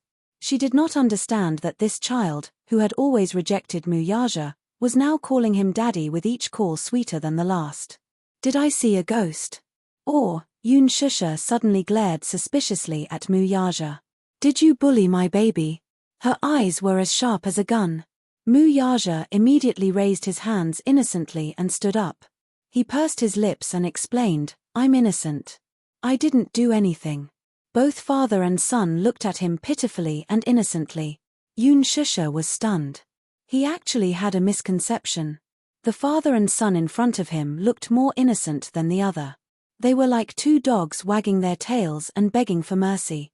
They were quite cute. Although this analogy was not very kind. But it was indeed very similar. Yun Shusha suddenly couldn't help but laugh out loud. Seeing her suddenly smile, Yun Tianyu felt even more aggrieved. His expression crumbled as he softly whined, "Mommy. All right, the noodles are ready." After saying that, Yun Shusha turned around and entered the restaurant. Yun Tianyu turned his head to glare fiercely at his father. Mu Yaja lowered his eyes to look at him with a sinister smile. "Are you satisfied?" "Mu Yaja. What did you call me?" Mu Yaja knitted his brows in displeasure. "Call me Daddy. Be good." "I've already called you Daddy." Yoon Tianyu felt that it was necessary to remind him not to push his luck. Mu Yaja could not help laughing when he saw his awkward look. The little guy was good in every way. He was just especially arrogant and awkward. Asking him to call him daddy was akin to forcing him to swallow a gun. Was it that difficult? You did call me daddy earlier, but my condition is that you call me daddy forever. Forever? Yoon Tianyu was shocked. He clenched his fists so tightly that smoke was about to rise from the top of his head. Mu Yaja, isn't your request too much? How is it too much? I'm your daddy, you're my son. Chapter 666. Hearing this, Mu Yaja's eyes turned into crescents. He squatted down slightly and held his shoulders. He quietly looked at the little lad at eye level. There was no need to hide the affection in his eyes. His thin lips parted slightly as a few words escaped his lips. Is it too late now? His tone and expression were serious. Yoon Tianyu was slightly taken aback and stunned. Is it too late for me to dote on you, pamper you, and love you now? Mu Yaja could not help holding his little hand and gently massaging the back of it with his fingers. The little lad's hand was soft and fleshy. It was the softness of a 7-year-old child. His skin was as white as snow, and the blood vessels under his skin were clearly visible. His fingertips were adorably pinkish. It was hard to imagine that this pair of hands had created so many incredible legends. It was this pair of hands that had destroyed the Pentagon's defense system just a few minutes ago. His son was a genius. Even though he was only 7 years old, his achievements had attracted the attention of the world. It was as if a powerful soul was hidden in his small body. Incredible. This was his son. He should be proud of him. He should be extremely gratified to have such an outstanding and talented son. However, now, as he held his tender little hand, Mu Yaja felt a sourness spreading in his heart. His heart ached. His heart really ached for this child. No matter how outstanding his achievements were, there was no doubt that he was only a 7-year-old child. He did not even know how to imagine what kind of childhood he had. While investigating his background and identity, he also received a thick stack of medical reports. According to the reports, the child had spent most of his time in the hospital before he was 3 years old. Congenital heart insufficiency, asthma, past respiratory syndrome. Mu Yaja squeezed his little hand, the heartache in his eyes overflowing. Yoon Tianyu was stunned for a moment before he slowly withdrew his little hand from his father's. It's probably too late, right? His brows furrowed slightly as he pursed his lips. I'm already used to it. He was strong enough now. He was strong enough to protect his mommy. The wealth and power he possessed were more than enough to protect this family. Other than mommy, nothing else matters to me. With that, he slowly turned around, took a deep breath, and left the study room. Mu Yaja's lips curled into a smile as he stared at the man's back. He could tell that the child yearned for his embrace so much. That day in the hospital, when she hugged him, her small hands carefully wrapped around his waist and nestled in his embrace. Although it was only for a moment, she was as obedient as a kitten that had retracted its claws. It was just that he was stubborn and stubborn. After all, 7 years of estrangement was neither deep nor shallow, but there was still a chasm between them. It seemed that it would not be easy to walk into his heart and make him accept him as his father. Yoon Tianyu was holding a bowl of noodles in satisfaction when she entered the dining room. The moment she saw him, her gaze instantly changed, and her expression became somewhat complicated. Yoon Shusha asked, Yo-Yo, how's mommy's cooking? Great. Yo-Yo clapped his hands and was not stingy with his praise. The noodles were not burnt, the noodles were not half-cooked, and the taste was not salty or bland. Her cooking had improved.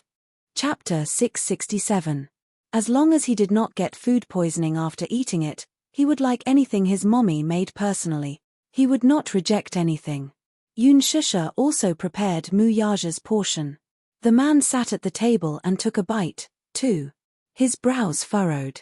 This time, her culinary skills did not amaze him as much as the previous time.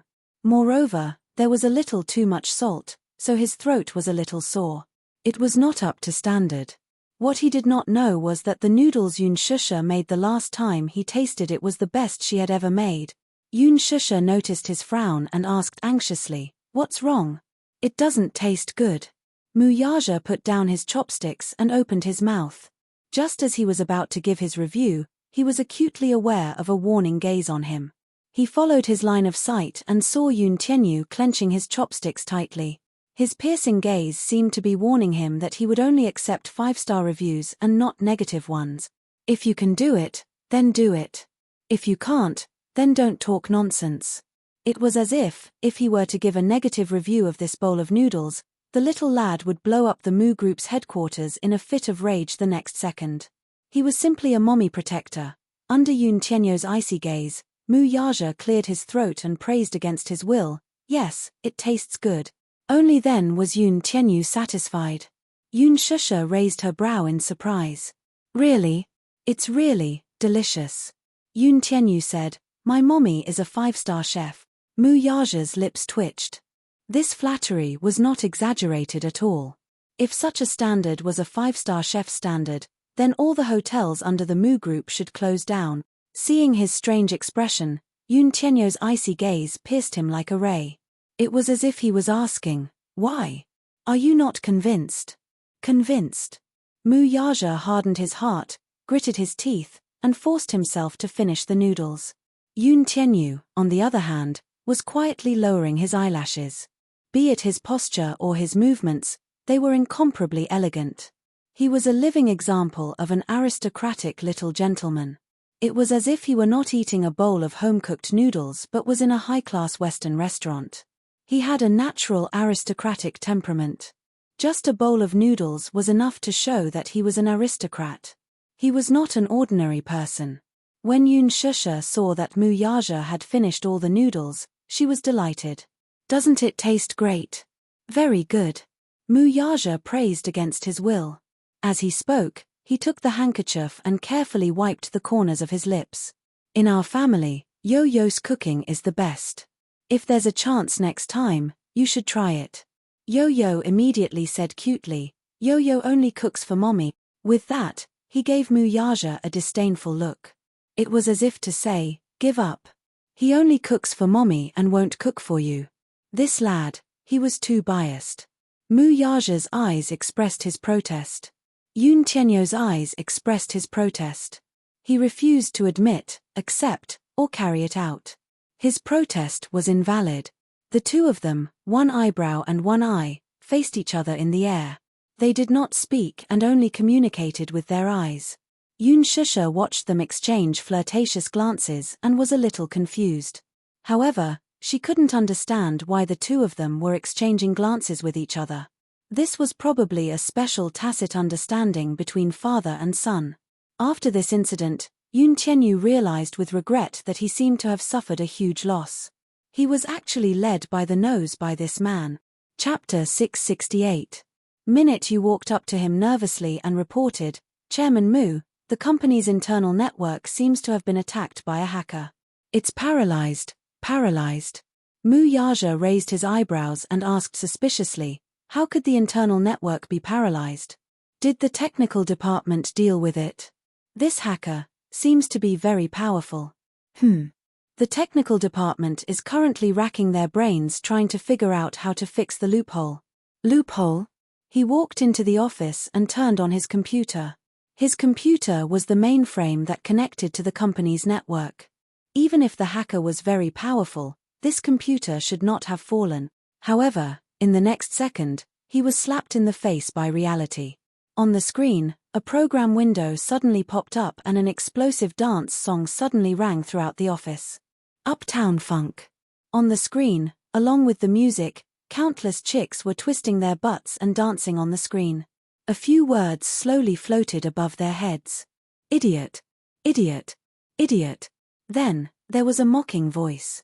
"Ha ha ha." Muyaja's face instantly turned pale. He leaned back slightly and rubbed his smooth chin.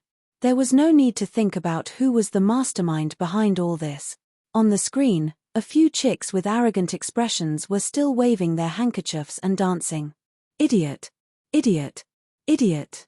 Yun Shusha received a call from Lin Fengtian. At first, when she saw Lin Fengtian's call on the screen, she could not help but feel guilty. Last time, because of Muyaja, The crew had damaged a few pieces of equipment. It must have been a great blow to their vitality. She did not know if Director Lin would blame her. After all, this happened because of her. She really felt guilty. With an uneasy feeling, Yun Shusha picked up the phone. Lin Fengtian's excited and emotional voice came from the other end of the phone. Shusha, you are my goddess. Yun Shusha was confused. What do you mean, Director Lin? I don't quite understand. You don't know? While Lin Fengtian felt strange, he quickly recounted what had happened in the past few days. It turned out that after Mu Yaja lost his temper, he ordered the crew of the Green Apple to stop filming. The videotapes were also confiscated. The production crew had damaged several sets of equipment, and the film inside had not been exported in time. Lin Fengtian was extremely depressed. Forget about the few damaged equipment, but they were all shots of the campus. It wouldn't be a big deal if they didn't take any more shots when the time came. But the thing that made him depressed was that the scene in the music room that day was simply impeccable. It was exciting. If he could keep this scene, even if he took a few more punches, it would not be a pity. Now that the production team had been banned and the videos had been confiscated, Lin Fengtian had no place to cry. However, the previous night, Mu Yaja had given him an order to contact the film crew and told him that filming could resume as usual. As for the damaged equipment, Huanyu Corporation gave him a few new sets of cameras. Not only that, the videotape of the scene in the music room was also returned to him. Everything seemed to be back on track. Then, what about Yun Shusha? Ever since he found out that Yun Shusha was Mu Yaja's woman, his impression of Yun Shusha had changed. Mu Yaja, the crown prince of Disheng Financial Group and the future head of the Mu family, was extremely powerful.